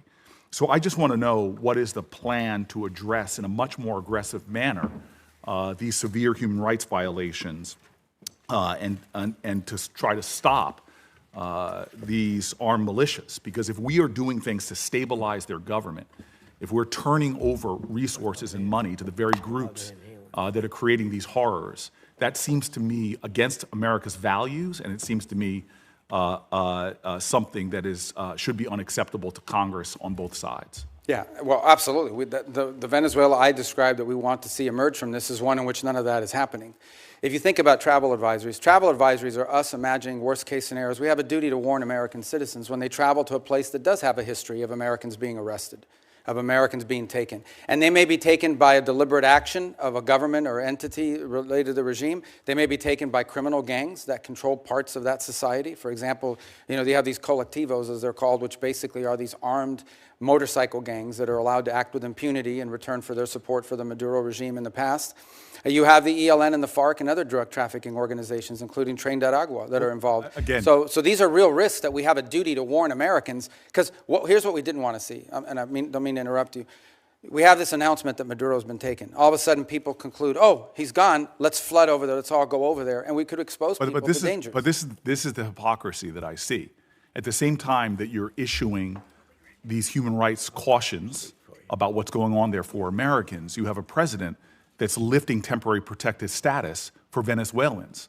Many of them are individuals that have lived in our country for years, if not decades. When I hear from the Venezuelan community, I hear an outrage that at the very same time that you are affirming here that these armed militias are running around suppressing voices, we have an administration that has said very clearly that they're not only going to be lifting temporary protected status for Venezuelans living in the U.S., but instead of protecting longtime American residents, they are, quote, the administration is putting people back on deportation flights and sending them into that madness. Does that make sense to you? Well, first of all, the travel advisories for American citizens traveling there and the threats posed to Americans. What you're describing why lift temporary protected status? Well, the problem with temporary protective status was it was granted to so many people in such a vast numbers so quickly without proper vetting by the previous administration that there's a real concern that there were gang members that had received TPS simply because of the nation they came from and the time in which they came. It became so big and so massive. The overwhelming majority of Venezuelans are not members of Tren de Aragua, but there were Tren de Aragua and other criminal elements embedded in the TPS system. And the numbers were so large that the administration felt it had to cancel the program in order to appropriately vet it through on the individual cases. Excuse me, Mr. Secretary, this might not surprise you. I don't trust this administration and the way they use terms like terrorist. I've seen them calling American citizens domestic terrorists who are people trying to peacefully protest. The problem we have right now is the administration continues to make policies that seem to contradict their words, and yet we don't have a process in place for Congress to do its job because people are not calling folks in for these hearings and not providing the kind of oversight that we need. It is very frustrating to me that we still have a repressive regime in power in Venezuela suppressing human rights, yet we are cooperating with them, we are funding them, and we're not calling out the ridiculousness of the violence that's going on there. At the same time, we're taking people who have lived in our country for years and years and years and sending them back into that hell where they can be targeted, where they can be abducted, where they can be held for hostage because they know they have American family members that are still here. This is a situation ripe for where we are being complicit in continuing human rights violations, and that needs to stop. And I thank you. Just on 2 points. We're not cooperating with them to continue doing what they're doing now. We're cooperating with them to transition away from what's happening now. And as I said, we're not even 4 weeks into this thing. And if it continues to look like this in 6 months, 9 months, a year from now, if progress isn't being made, we'll have very different feelings about it. But what we're cooperating on is not the continuation of what's happening. It's a movement away from all this and transitioning ultimately to something that looks nothing like this. That's the goal. But it's been less than 4 weeks. I mean, we think we've made substantial progress in a very short period of time. But I acknowledge we want to make a lot more progress. This is not the end state that we want. Senator Corner. Mr. Secretary, I want to expand a little bit on the question that Senator Barrasso raised about Venezuelan oil. But primarily what I want to do is focus on something that's come to be known as the shadow fleet or ghost fleet of Russian and Iranian oil that's been used, that's subject to sanctions, which has, with the complicity of Venezuela, been used to evade sanctions to help fund the Russian war against Ukraine and help Iran remain the #1 state sponsor of international terrorism and fund its proxies, which have been responsible for so much death and misery in the Middle East. So it strikes me that Venezuela, even though it has a lot of oil, has been more involved in trying to assist its allies, namely Iran and Russia, in circumventing these sanctions to help them fund their nefarious activities. It both in the Middle East and in Ukraine.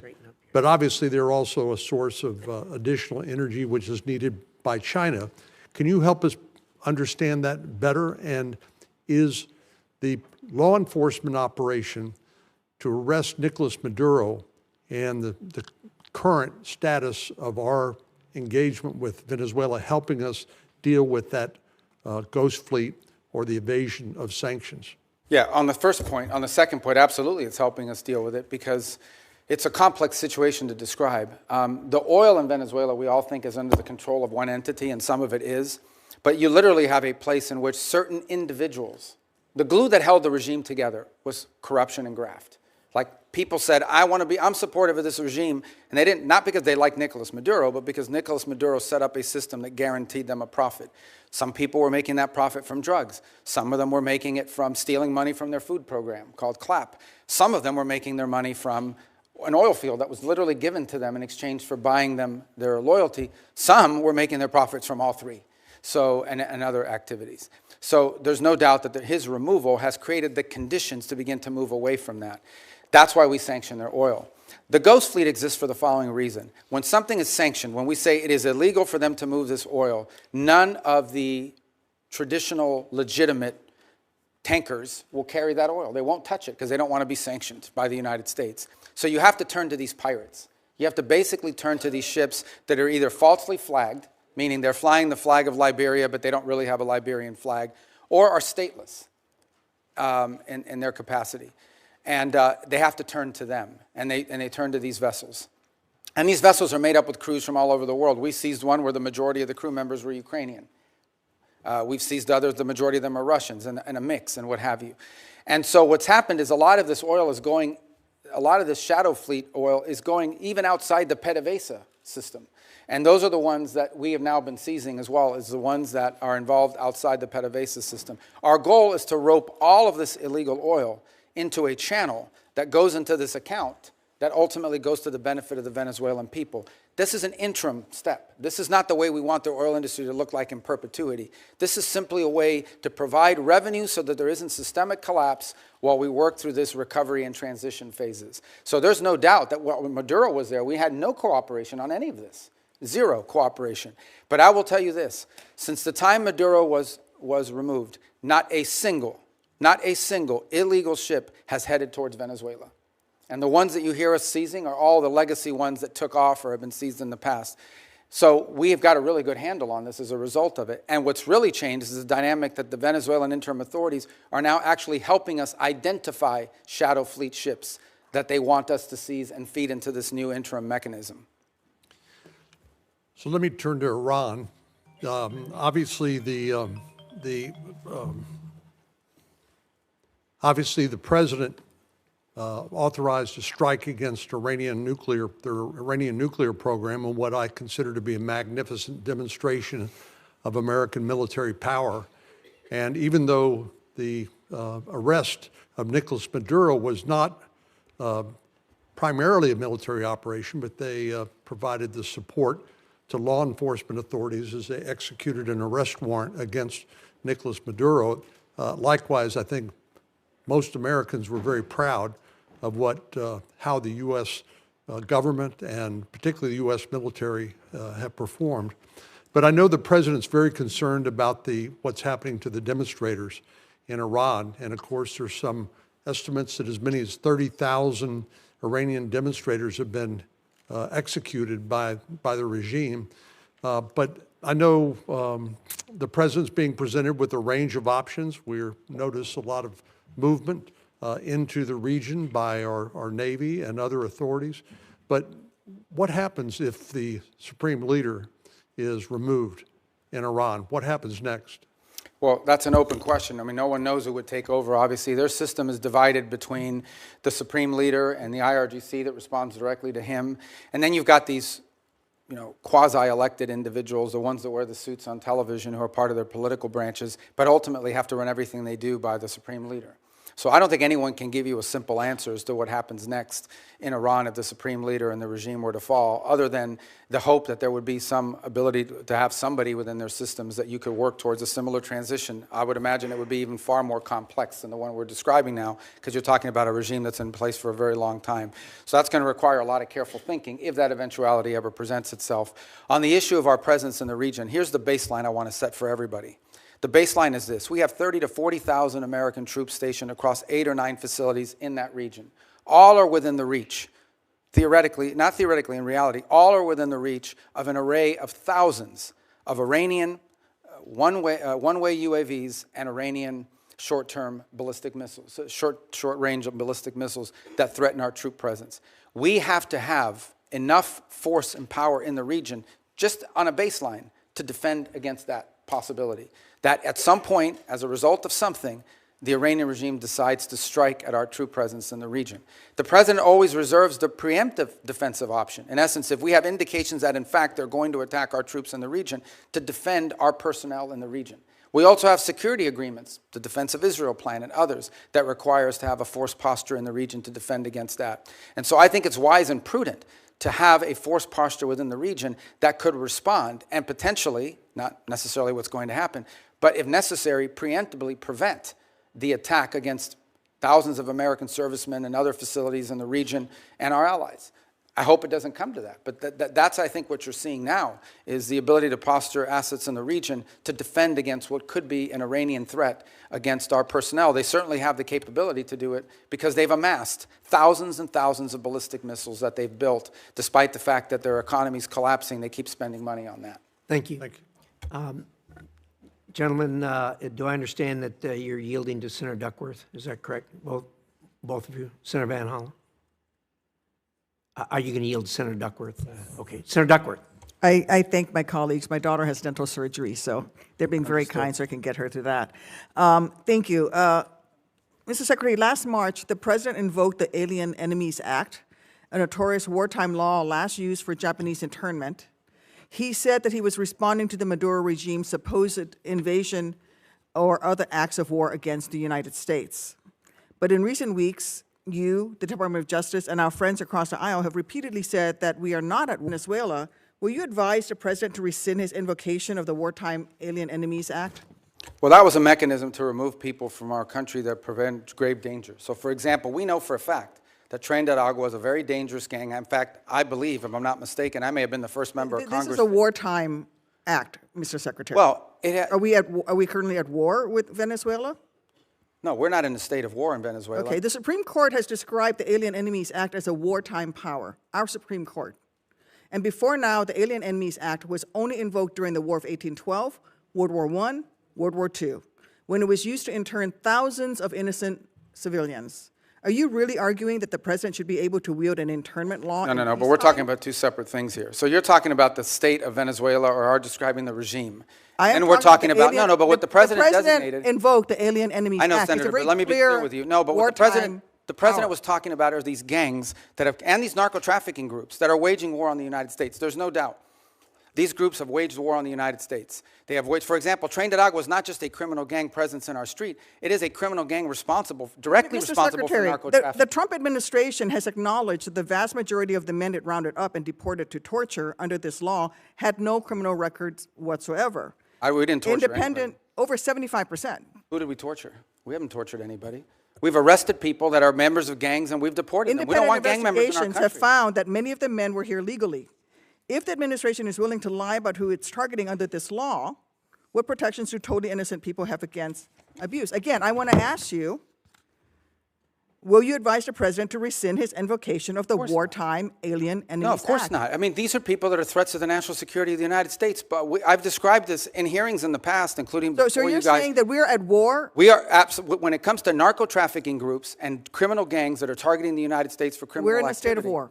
There's no doubt about the fact that we're So then, confronting them in do a the warlike setting international because laws they're of waging war war on us. apply, and do the Geneva Convention They're waging apply? war against us, and they're enemy combatants as a result of it. And the fact of the matter is that we are confronting these irregular groups, and that's one of the great challenges of the new century in this hemisphere in particular, is that these non-state actors who possess state-like capabilities in terms of their weaponry pose a grave danger to the United States. I don't think any American would dispute that we have cartels that pose a threat to the national security of the all United of the States. other laws of when it comes to warfare. I mean, you're saying that he can invoke this wartime power.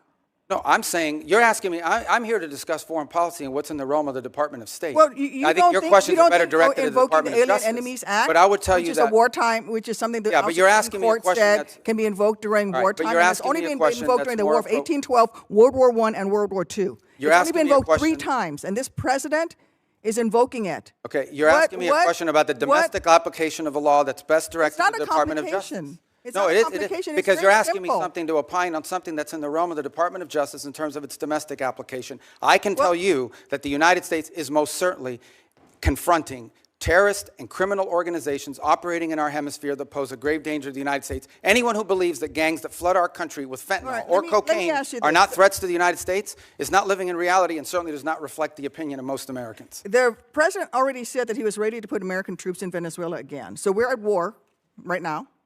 When did he So say if that? things don't go well with the Chavistas you've empowered, When did the what president is your say he was gonna put criteria for troops in returning Venezuela? a military option, putting you? What is your criteria for returning to a military option and putting boots on? Well, the ground? I don't recall the president saying he was going to put troops in Venezuela. Where did he say that? I'm asking you, what are your? But that's what you said. I didn't Yeah, remember the the president has saying already that. said that he was ready to put American troops in Venezuela. No, I think the president has said that he retains the right as commander-in-chief to protect the United States against any imminent threats. Maybe that involves troops, maybe that involves air power. We hope, but we don't anticipate that being the case in Venezuela. I worry that you are playing fast and loose with our nation's Well, I just gave military. you And testimony let me here just say, for I just want to conclude by Yeah, saying, but I just gave you testimony of how well things are moving forward, not as fast as but everybody you would like. also said So that I- in 6 or 9 months, if things don't go well, you're going to have to do something else. And the president's already said that he's not ruled out the military option. And you've also just said that, yes, we are at war. The president has But wartime every powers. president retains So the power to it's use military to reasonable for me protect- to ask you, And I gave you a very specific example. Every president retains the right to defend the United States against an imminent threat. Yes, if there are just give you an example, Iranian drones deployed in Venezuela that could threaten the United States, we most certainly will address that, even if it's located in Venezuela. But we hope we don't get to that point. We don't expect to get to that point. I don't think that We're not trending in that direction. That's a fact. But that said, on the the one people hand, of America people are here are worried that unhappy this we're is a president cooperating who with engages Venezuela. in yet On the other hand, they another want us to forever go to war, with Mr. them. Secretary. What's We that? don't need to be in another forever war, and that is the path that we are going towards. And let me just say, Well, how are we let me going towards a conclude- let me forever just- let war me if we're just dealing with conclude. we're Well, dealing you're with not Delcy ruling out a Rodriguez every military day? option. You're not going to ask him to rescind his invocation of the Alien Enemies Act. That puts Americans in jeopardy. And let me just say something about the president's recent comments about NATO allies. When I served in Iraq, there were Polish forces there with us. There were British forces there with us. There were Spanish forces there with us. I personally landed in Elzi, España, which came under direct attack by insurgents. Polish troops who have worked with the Illinois military, with the Illinois National Guard for 30 years, died in Afghanistan, Mr. Secretary. All the So I president just wants wanna is for say NATO to is have that more our NATO capabilities. allies have stood beside us. wants our allies to and have more we naval- need to maintain the strength of that alliance. I get it. yield All back. the Senator, your president wants is our time's allies. up. Not making much progress here. Well, let me just very say, the much. president Let's- just wants our allies to have more capabilities to be involved in operations like that, God forbid, in the future if necessary. That's not what an he said. unreasonable He said request. that they stayed a little behind, and they certainly did not come to our defense. And Well, which not they every did. country in Europe, not every country in NATO participated in those missions. Some did. Denmark suffered some of the greatest military casualties. There's no doubt that many of our allies have stepped forward and provided assistance to us, and there are many others that simply don't have the capability to do it now or in the future. That's not what the president said. So Senator that's what he Lee, was pointing to. Thank you, Mr. Chairman. Thank you, Secretary Rubio, for being here. I also want to thank you for reaching out to me the night of the execution of the arrest warrant against Nicolás Maduro.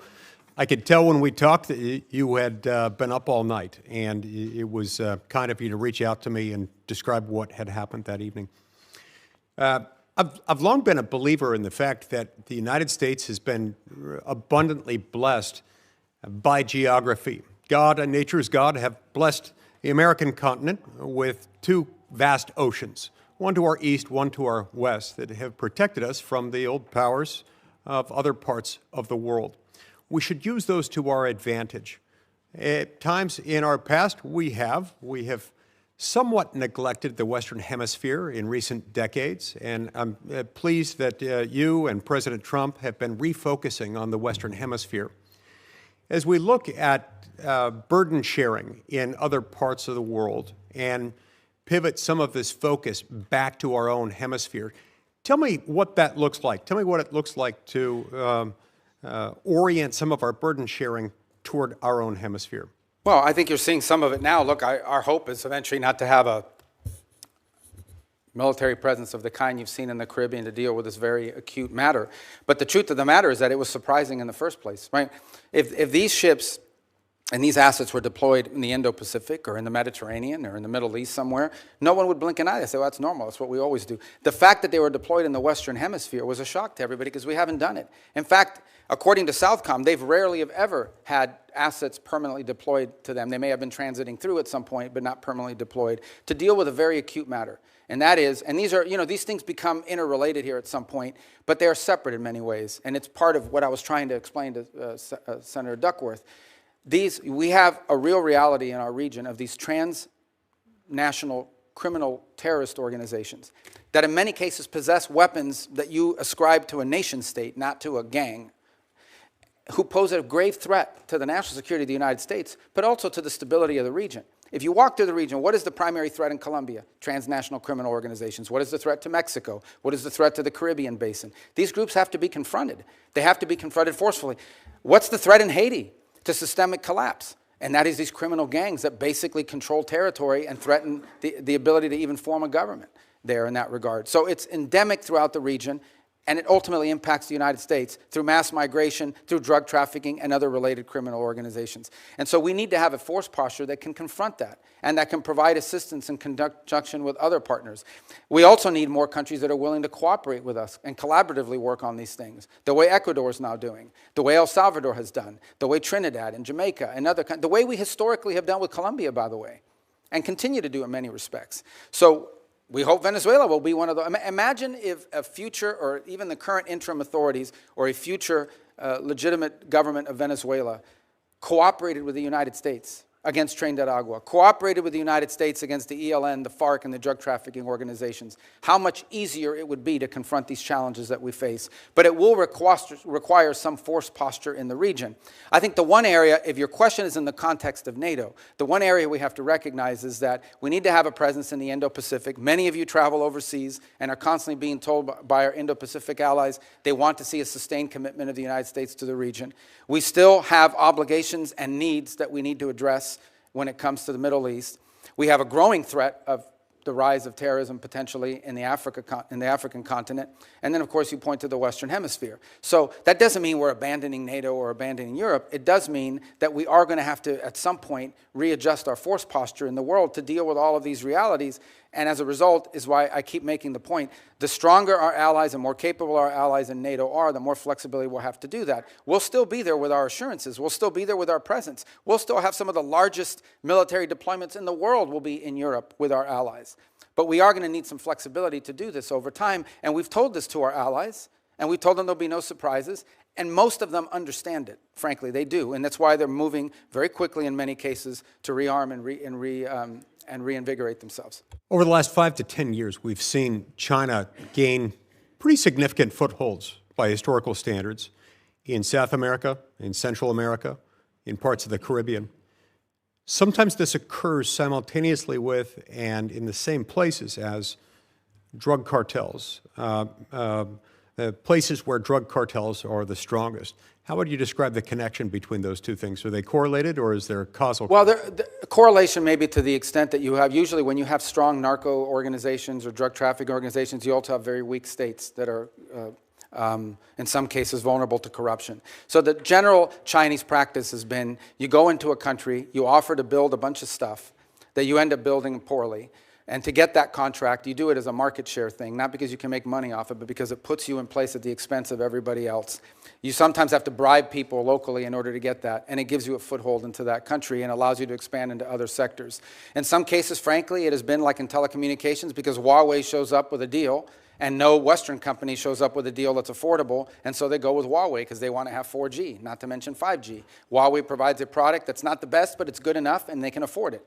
And it's subsidized by the Chinese government. So we've seen that play out in place after place. It became quite acute, for example, in the Panama Canal Zone, where a Chinese company ended up owning both ports on the Pacific and on the Caribbean side and Atlantic side of that canal, which is of grave concern to the United States. So I do think you've seen their presence, largely through economic means over time, create leverage over nations in the country who become emboldened and either trapped in debt traps or trapped in bad contracts they can't get themselves out of, and always in sectors that are valuable to China that include rare earths and critical minerals, energy, and infrastructure. Senator Schatz. Thank you. Thank you, Chairman, Ranking Member. Secretary, good to see you again. I want to ask about the oil. Under U.S. law, funds received by the government must be deposited with the Treasury. Earlier, you testified that the funds are being held short-term in Qatar and then will move to a Treasury-blocked account. What is the statutory authority for the administration relying on Qatar to hold the funds? It's not our funds. The funds are in an account that's owned and signed. It's an account that belongs to Venezuela, but it has U.S. sanctions as a blocking mechanism on it. And one of the primary reasons why it was in a third country initially, until we could create the mechanism to move it to a U.S. presence, is twofold. One, we have an issue we're working through on recognition. What is exactly, you have to recognize a government, but we don't recognize this government. We recognize the 2015 National Assembly. So we have to find some creative way legally to meet that standard. The other is, frankly, creditors. If any of that money touched a U.S. bank, even if it was an account in the name of the Venezuelans, it would immediately be seized upon by a number of creditors who eventually we'll have to take care of, but in the short term, that would impede the ability of the Venezuelan authorities to receive the funds they need to operate. So do you have I mean, this is what I'm trying to get at, right? Either it's American money, in which case it's subject to the Miscellaneous Receipts Act, and there are all kinds of things that attend to that. You're saying it's Venezuela's money, but it does sound like, according to the EO, according to the president's statements, you are in charge of that money. What authority are you relying on to be in charge, almost in a sort of receivership kind of arrangement, of how funds are both received and expended for a foreign country? Like, wouldn't you have to come to Congress to establish that kind of relationship? Well, no, because the money never enters our hands. We only control the disbursement of the money. We don't control the actual money in the sense of, like, it comes into our bank account. Do you think that you have somewhere in the statute or the Constitution the authority to control disbursements of a foreign country? Well, they've agreed to this, and that's the key. They've agreed to this arrangement in which the sanctions that are placed on this oil is what blocks its distribution. So we've agreed to release sanctions and allow the disbursement of the funding as long as they're spending it in a certain way. So I understand it's novel, but it's the best we could come up with in the short term to ensure that they're... Is there a written agreement that memorializes this? Yes, I believe there is, and there will have to be one most certainly once we transition that to U.S. accounts. Secretary, my understanding is the committee doesn't have this agreement. Well, I can... If we do or we don't? Yeah. And you probably wouldn't because it's a Treasury matter. Treasury's handled it, but I can most certainly talk to Treasury about providing you the information. Also, you're the National Security Advisor, so you do have a role here in coordinating between the departments. So it's not just like you can punt this to Treasury. Yeah, I just didn't bring the document with me. I got it. Okay. I just want you to land it and get it to the committee because, look, you're being transparent. I think this is novel. I think it's funky. I think it may not even be permissible. But I don't know until I see the document, and I'd like you to just land it for us, if that's all right. Yeah, no, like I said, and by the way, by the time I get it to you, hopefully we won't even have that account anymore. It'll be in a bit more traditional, where we can use our sanctions as leverage on how the money's being spent. You're just going to move on to a couple of other issues. Your comments that Havana should be concerned about the Maduro operation is fueling speculation that this administration will turn its sights to Cuba next. Will you make a public commitment today to rule out U.S. regime change in Cuba?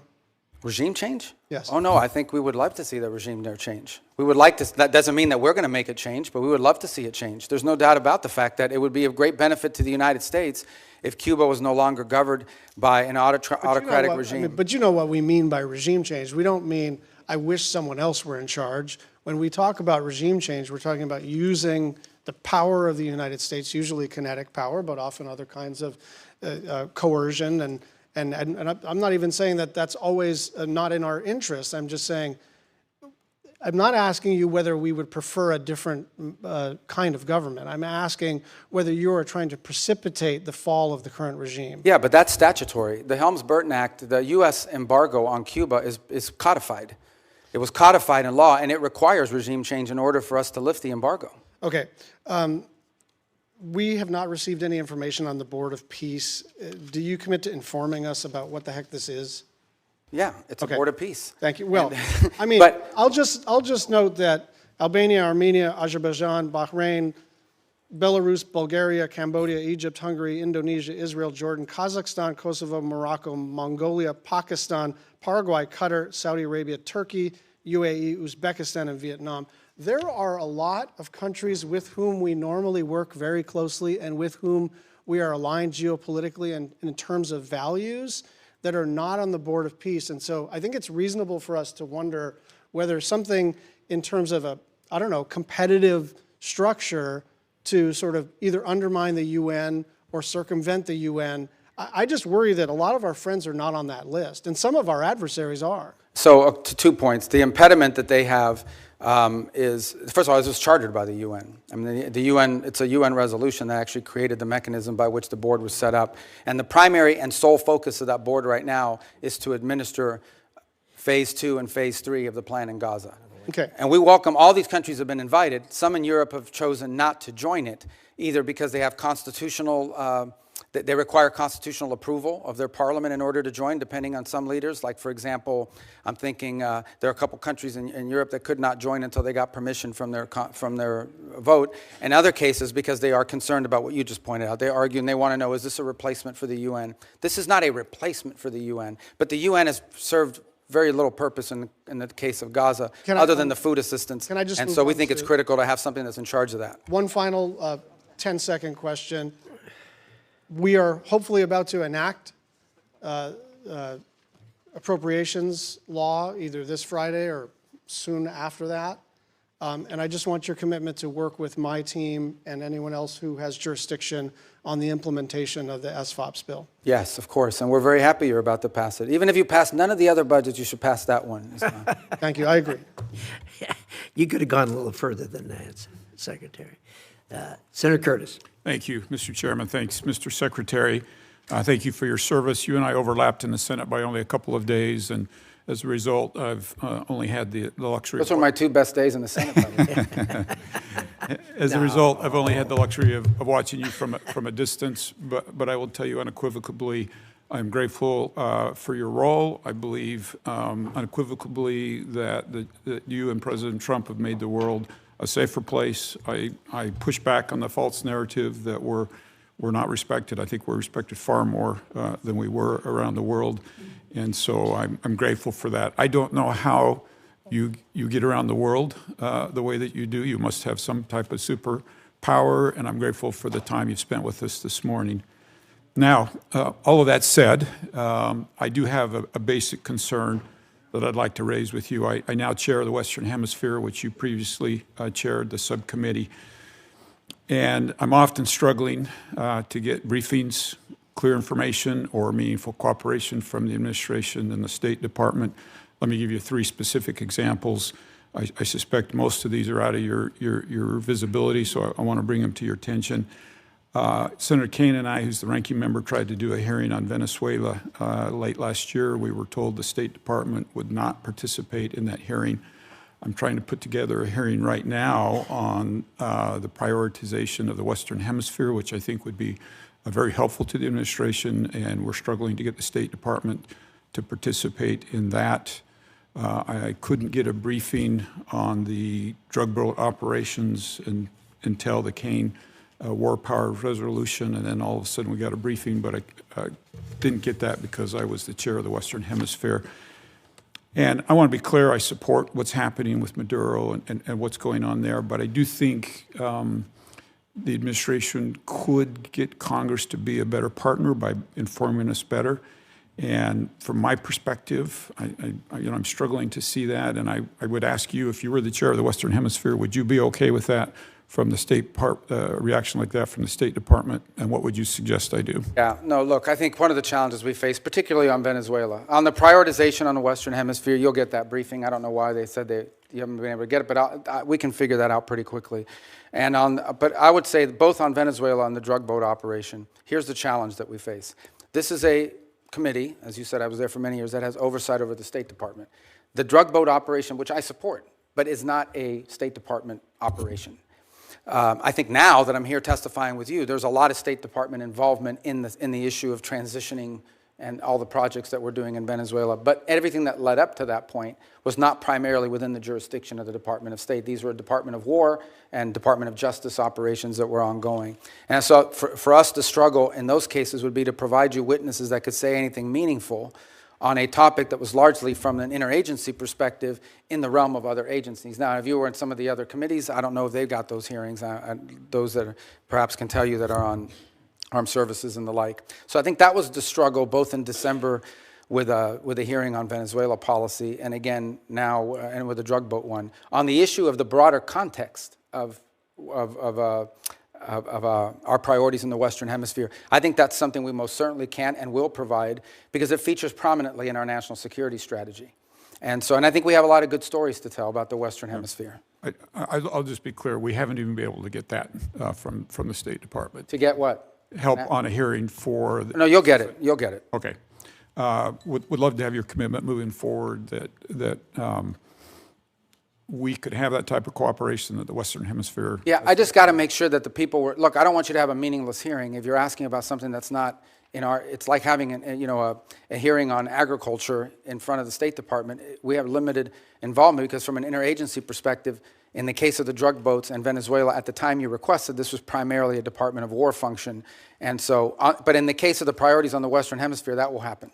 Okay. We look forward to doing that. Let's move on. You mentioned Russia, China, Iran a little bit earlier. I'm very concerned, as you are, about their influence in the Western Hemisphere. If we put Venezuela aside for just a moment, can you talk about where we're seeing the influence, particularly of China, in the Western Hemisphere, and what progress we've made or what we need to be thinking about? Well, China specific? All of them are important, yeah. but specifically on China. I mean, look, when Iran and Russia, in Iran, their primary foothold in the region was Venezuela. Let me just put that up front. And it involved more than just selling weapons and all this other stuff. I mean, in many cases, there's clear evidence now that they were providing passports, Venezuelan passports with false identities to people who operated on behalf of both Iran and Hezbollah. And so deep concerns about that, and that needs to stop and end. In the case of Russia, their primary presence of influence in the region is Venezuela and to some extent Nicaragua and Cuba, which is where they operate. In the case of China, they do have a presence in Cuba. They have this debt relationship with Venezuela where they were basically taking Venezuelan oil as payment on debt, and then they were reselling it at a huge profit because they were buying it on discount. That is now obviously ended. And if their debt is legitimate, a future Venezuelan government will have to address it and deal with it as part of a broader restructuring of their debt. But in the short term, that is now ended. But the primary way that China plays in the Western Hemisphere is through commercial relations. They engage themselves in a country. They're very interested in telecommunication. They're very interested in building and controlling key infrastructure. They're very interested in critical mineral rights. And they've secured many leases for many years because of neglect on our part in allowing them to do that. And it's given them leverage and a presence in many of these countries. I will say that I think that influence in our hemisphere has eroded over the last year. For example, Panama left the Belt and Road Initiative. We have new leaders in Chile, in Peru, in Paraguay, in Chile and in Honduras that have expressed a strong desire to realign with the United States and our priorities. And we have great relationships with Argentina, Paraguay, and other countries in the region who are also very cooperative. And we've had great cooperation from the Panamanian authorities as well, including a case before the Supreme Court. I don't know if the final has been submitted that could lead to the eviction and removal of a Chinese-controlled company that controlled both ports at the Panama Canal. Thank you. I wish we had more time. I'm out of time. I yield. Thank you. Senator Van Hollen. Thank you, Mr. Chairman. Mr. Secretary, I want to discuss corruption in the White House and its intersection with our foreign policy. The President and his family have used the office of the presidency to pocket $1.4 billion plus since he was sworn in. A New York Times analysis entitled "Trump's Plundering of America" indicates that some of that is a result of the president selling corruption here at home, but much of it relates to the president selling out U.S. interests overseas to make a killing for his family. including giving away sensitive U.S. semiconductor and AI technologies to the UAE, while the UAE pumped $2 billion into one of the Trump family ventures. And then there are all the other Trump deals that are intertwined with tariff or foreign policy matters. Golf courses in Saudi Arabia and Vietnam, Trump hotels and office buildings in other countries, and of course there's the $400 million jet from Qatar. The list goes on and on. By any measure, this is the most corrupt administration in American history. We also see the president wielding U.S. power overseas in a way that advances the interests of his billionaire buddies at the expense of American interests. It was Ron Lauder, who has business ventures in Greenland, who reportedly first put the idea of grabbing Greenland into President Trump's mind. And in the case of Venezuela, President Trump has said he talked to oil executives about toppling Maduro and going into Venezuela before anyone in Congress knew. We know that in President Trump's mind, deposing Maduro was not about stopping the flow of fentanyl or drugs in the United States. He cut the budget for DEA. He pardoned the former Honduran president convicted of drug running. And the new president, Delcy Rodriguez, has herself been long suspected by DEA of being involved in drug smuggling. She's also a longtime hardened communist leader, so this operation certainly was not about bringing more freedom and democracy to Venezuela. In fact, the president told us what it was all about at his big press conference after seizing Maduro. The president said it was about oil, oil, oil. He used the word oil 19 times, never mentioned democracy or freedom or human rights. And so the pattern of corruption is clear. Now, President Trump has said publicly that he had communications with folks from the oil industry about going into Venezuela before anyone here in Congress was notified. Mr. Secretary, simple yes or no question. Were you with President Trump during any of those conversations he had with people with oil interests in Venezuela about the possibility of deposing Maduro? That's not a simple yes or no question, but I can answer it quickly, and that is the president always elicits opinions from all sorts of people, including, for example, Chevron has an active license in Venezuela. They operate in Venezuela. They've been doing so even when the sanctions were in place. So of course you would ask Chevron, what is your opinion of Delcy Rodriguez? What are your opinion of their economy and of their prospect? But the notion that somehow the president authorized this challenge at the urging of oil executives is absurd. That never happened. Mr. Secretary, I'm asking whether you were with the president. That never happened. I couldn't be with him because it never happened. The oil executives were not involved whatsoever in any of the planning on this matter. None. Did the president, as he said publicly, inform them about the U.S. operations? I think all of those executives learned about this operation the same time everybody else did. Well, President Trump has said the opposite in public. No.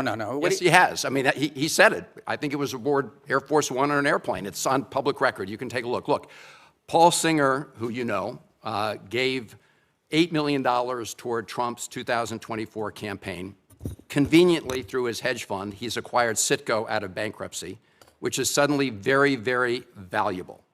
Did you or President Trump have any communications with Paul Singer about Venezuelan oil in the months leading up to the military action in Venezuela? I can tell you I did not, and I would be very surprised what the president did in that regard. And in fact, that Singer position that you've outlined, which is not just him but other creditors, was actually was blocked. We don't want to see. It's one of the reasons why we had to do this account in a third country in the interim, is because we don't want it to be something that's picked apart by creditors.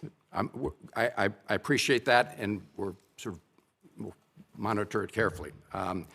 There's also Vitol. They've been given a license for Venezuelan oil worth about $250 million. Vitol's senior partner, John Addison, gave $6 million to the Trump-aligned PACs in the last cycle.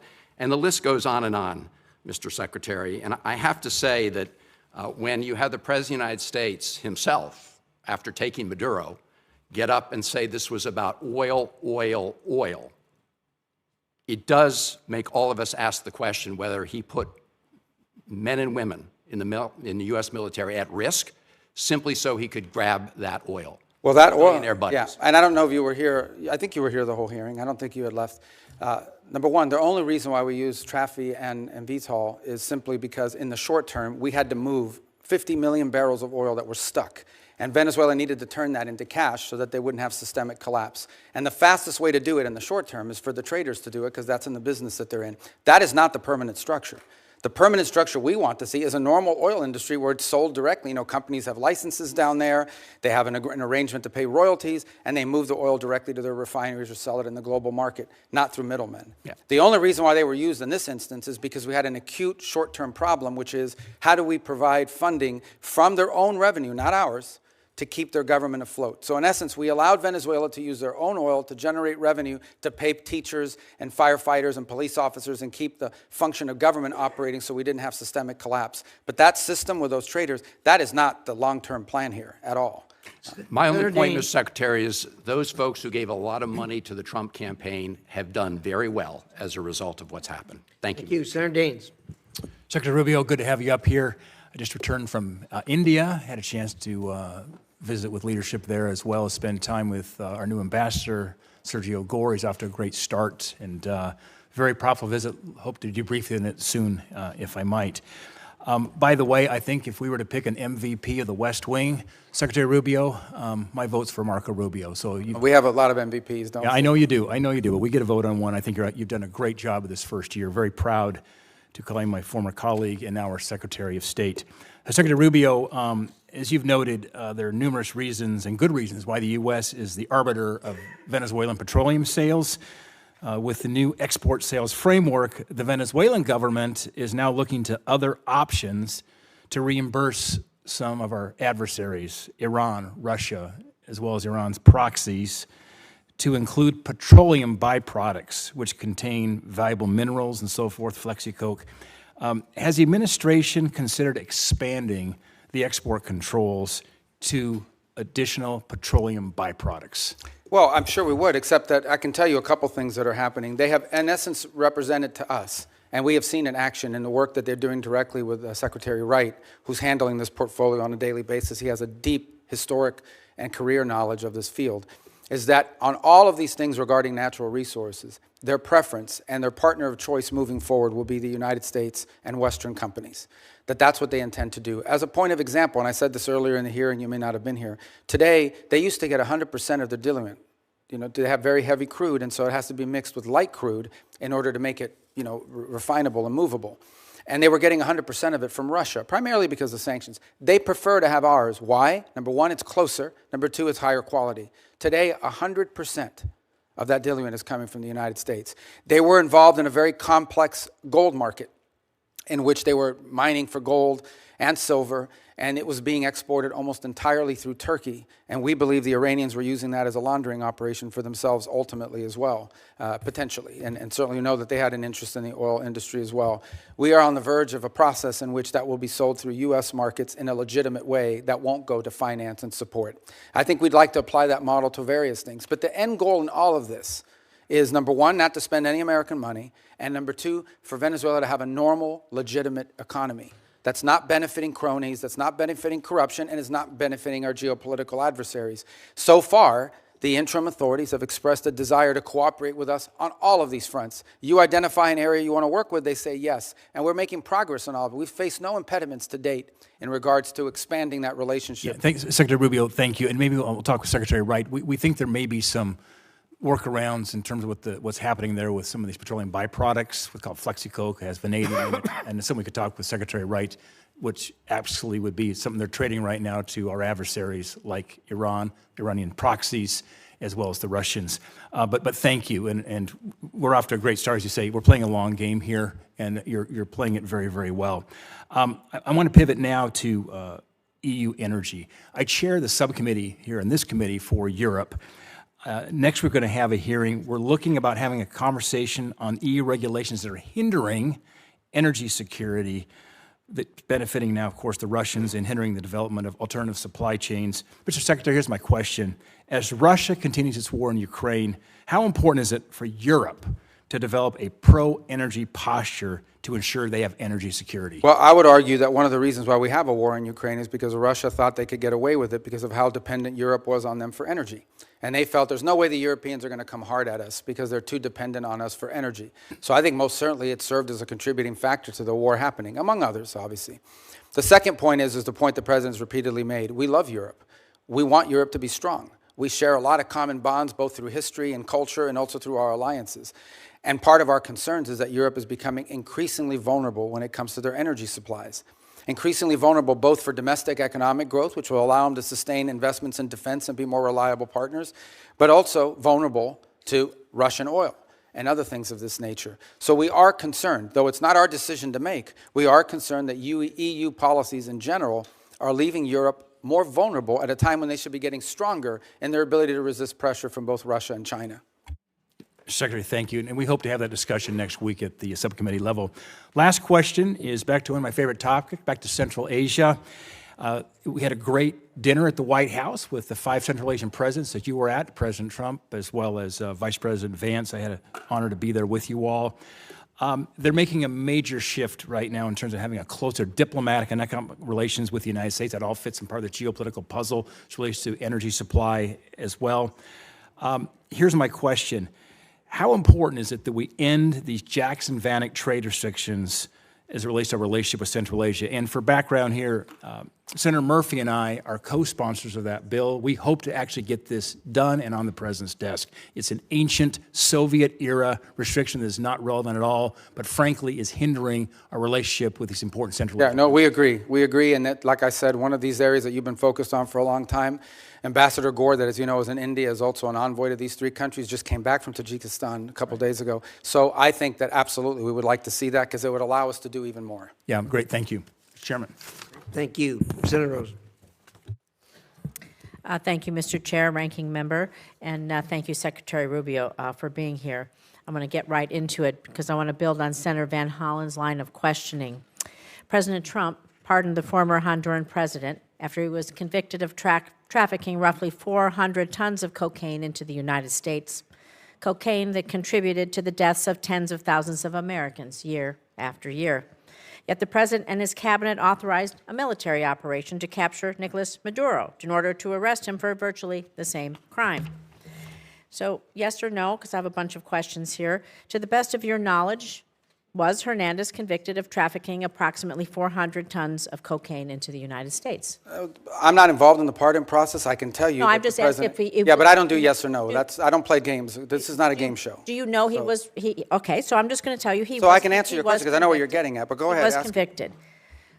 I know. The President felt that he was unfairly treated. I can't give you much insight because I'm not involved in the pardon process. Would you not concede? Can you not understand how the American people and how the world are clearly going to be frustrated by the hypocrisy of this when one man is convicted and pardoned and another man captured, and how it undermines the United States' credibility on the world stage? No, but the difference is that, again, I can't opine on the specifics of his case because I wasn't involved in the pardon, but he was not a sitting office holder. He was not even the president of Honduras when that decision was made, either to convict him. The difference between him and Nicolás Maduro is he was actively engaged in narco-trafficking. It was an ongoing endeavor. I think it does undermine our credibility, but I'm going to move on to some foreign policy decision-making here, because despite the fact that you famously or infamously have numerous jobs in the administration, your Secretary of State, your National Security Advisor, it is increasingly unclear who's actually directing U.S. foreign policy under President Trump.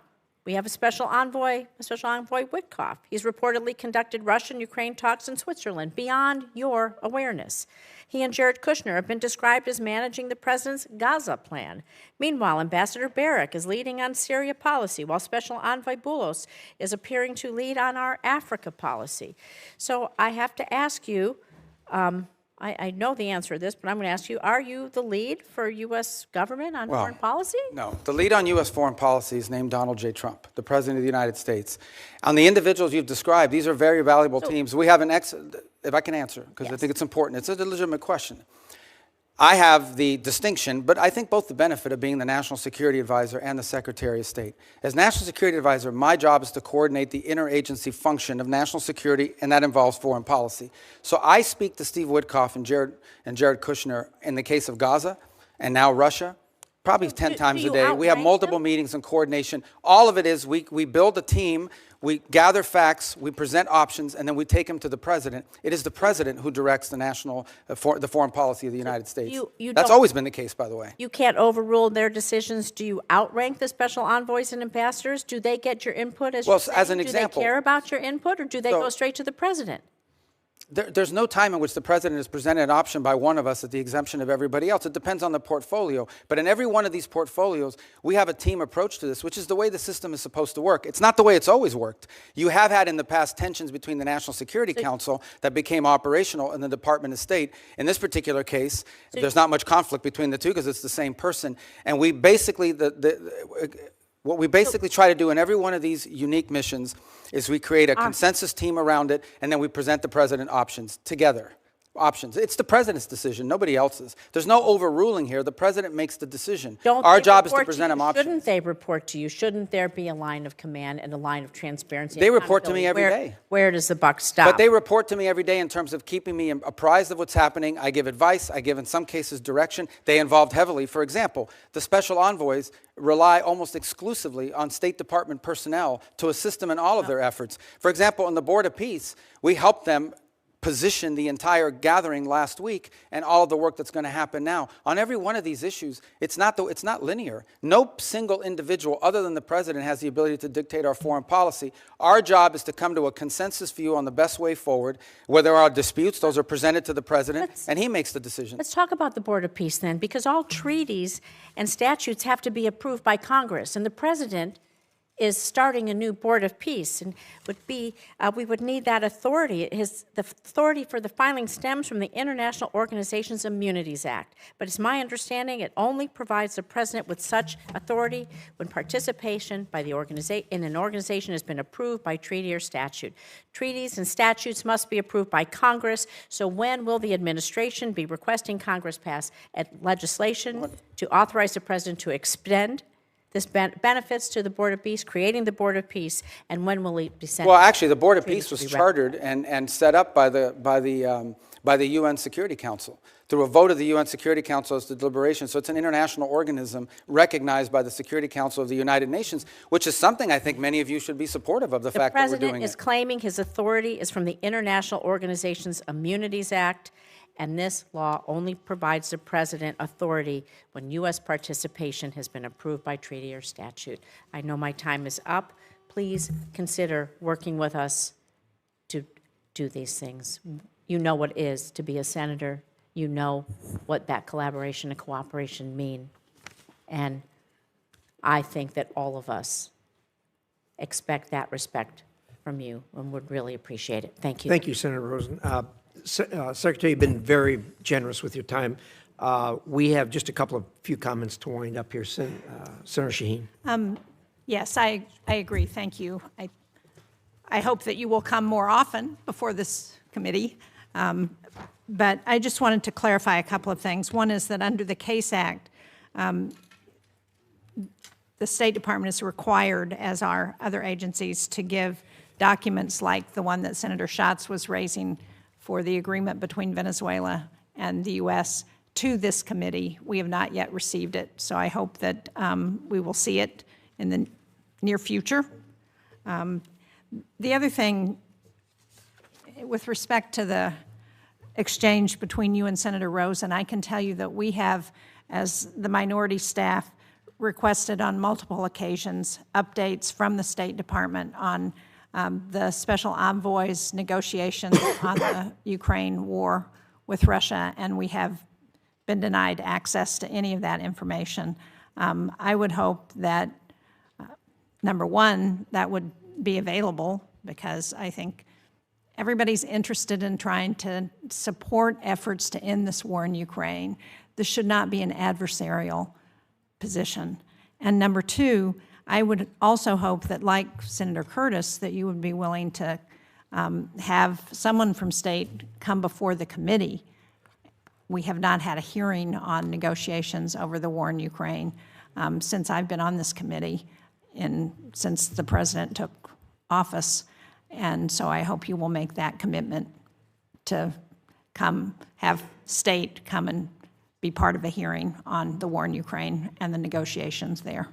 Yeah, and we would love to do that, and I'll make sure that happens. And I will tell you, I can give you a brief update. I know it's late, but I don't mind. I mean, we can continue to talk about this a little bit because it's important. It's a very fluid situation, unfortunately. I mean, as you know, it's moving very quickly. My sense of it is that for the most part, I discussed the security guarantees piece, which was part of a meeting and efforts that took place in the early part of this year. I think the one remaining item remains the one you're all familiar with, and that is a territorial claim on Donetsk in particular. And I know there's active work going to try to see if both sides' views on that can't be reconciled. It's still a bridge we haven't crossed. It's still a gap. But at least we've been able to narrow down the issue set to one central one. And it will probably be a very difficult one. But nonetheless, it's one that work is going on. There was a meeting late last week in the UAE, which I think for the first time in many years, was trilateral, involved the U.S. presence. Jared was there and Steve Witkoff were there, along with representatives of Russia and Ukraine. They were going to follow up talks again this week in that regard, bilateral. There might be a U.S. presence, but it won't be Steve and Jared.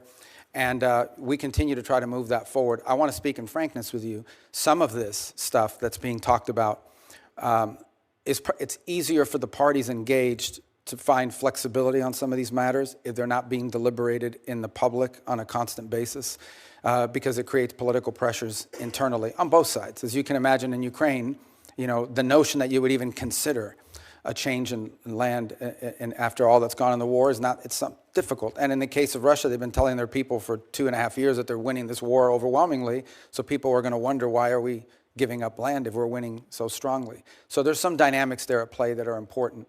But I think if you need more information on that, we'll provide it. Just know that this has been so fluid that an update like the one I just gave you could be outdated in 72 hours if some new development occurs.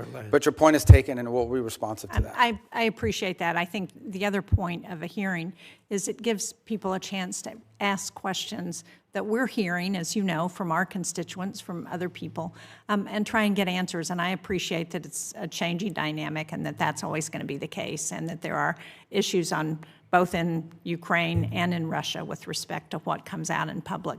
But given the amount of money that the United States has put into supporting this effort, given the support among the American people, and given the support in Congress, it seems to me that we owe people the ability to have a public hearing and to ask questions.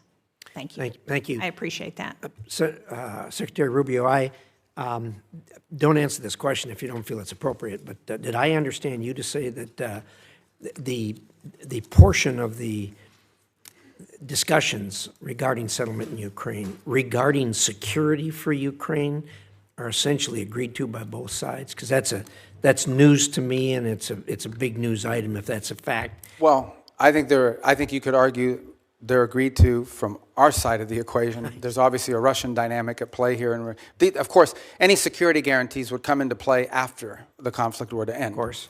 And so there's that component to it. But the broader point I was making is that in all these discussions about security guarantees that people are putting out there, it's pretty clear that the only security guarantee that people keep pushing forward is one that involves a deployment of some European troops on the ground, but with a very strong U.S. backstop. My point being, it was in the broader context of the NATO alliance, and that is we have to understand that even something like that in Europe, they don't have the capabilities of doing a real security guarantee without a U.S. backstop, which tells you the capability gap that needs to be closed. And it's one of the reasons why the President keeps pointing to NATO and its need for our partners to get stronger. And it is true, they've committed to 5% spending. That's obviously going to take some time.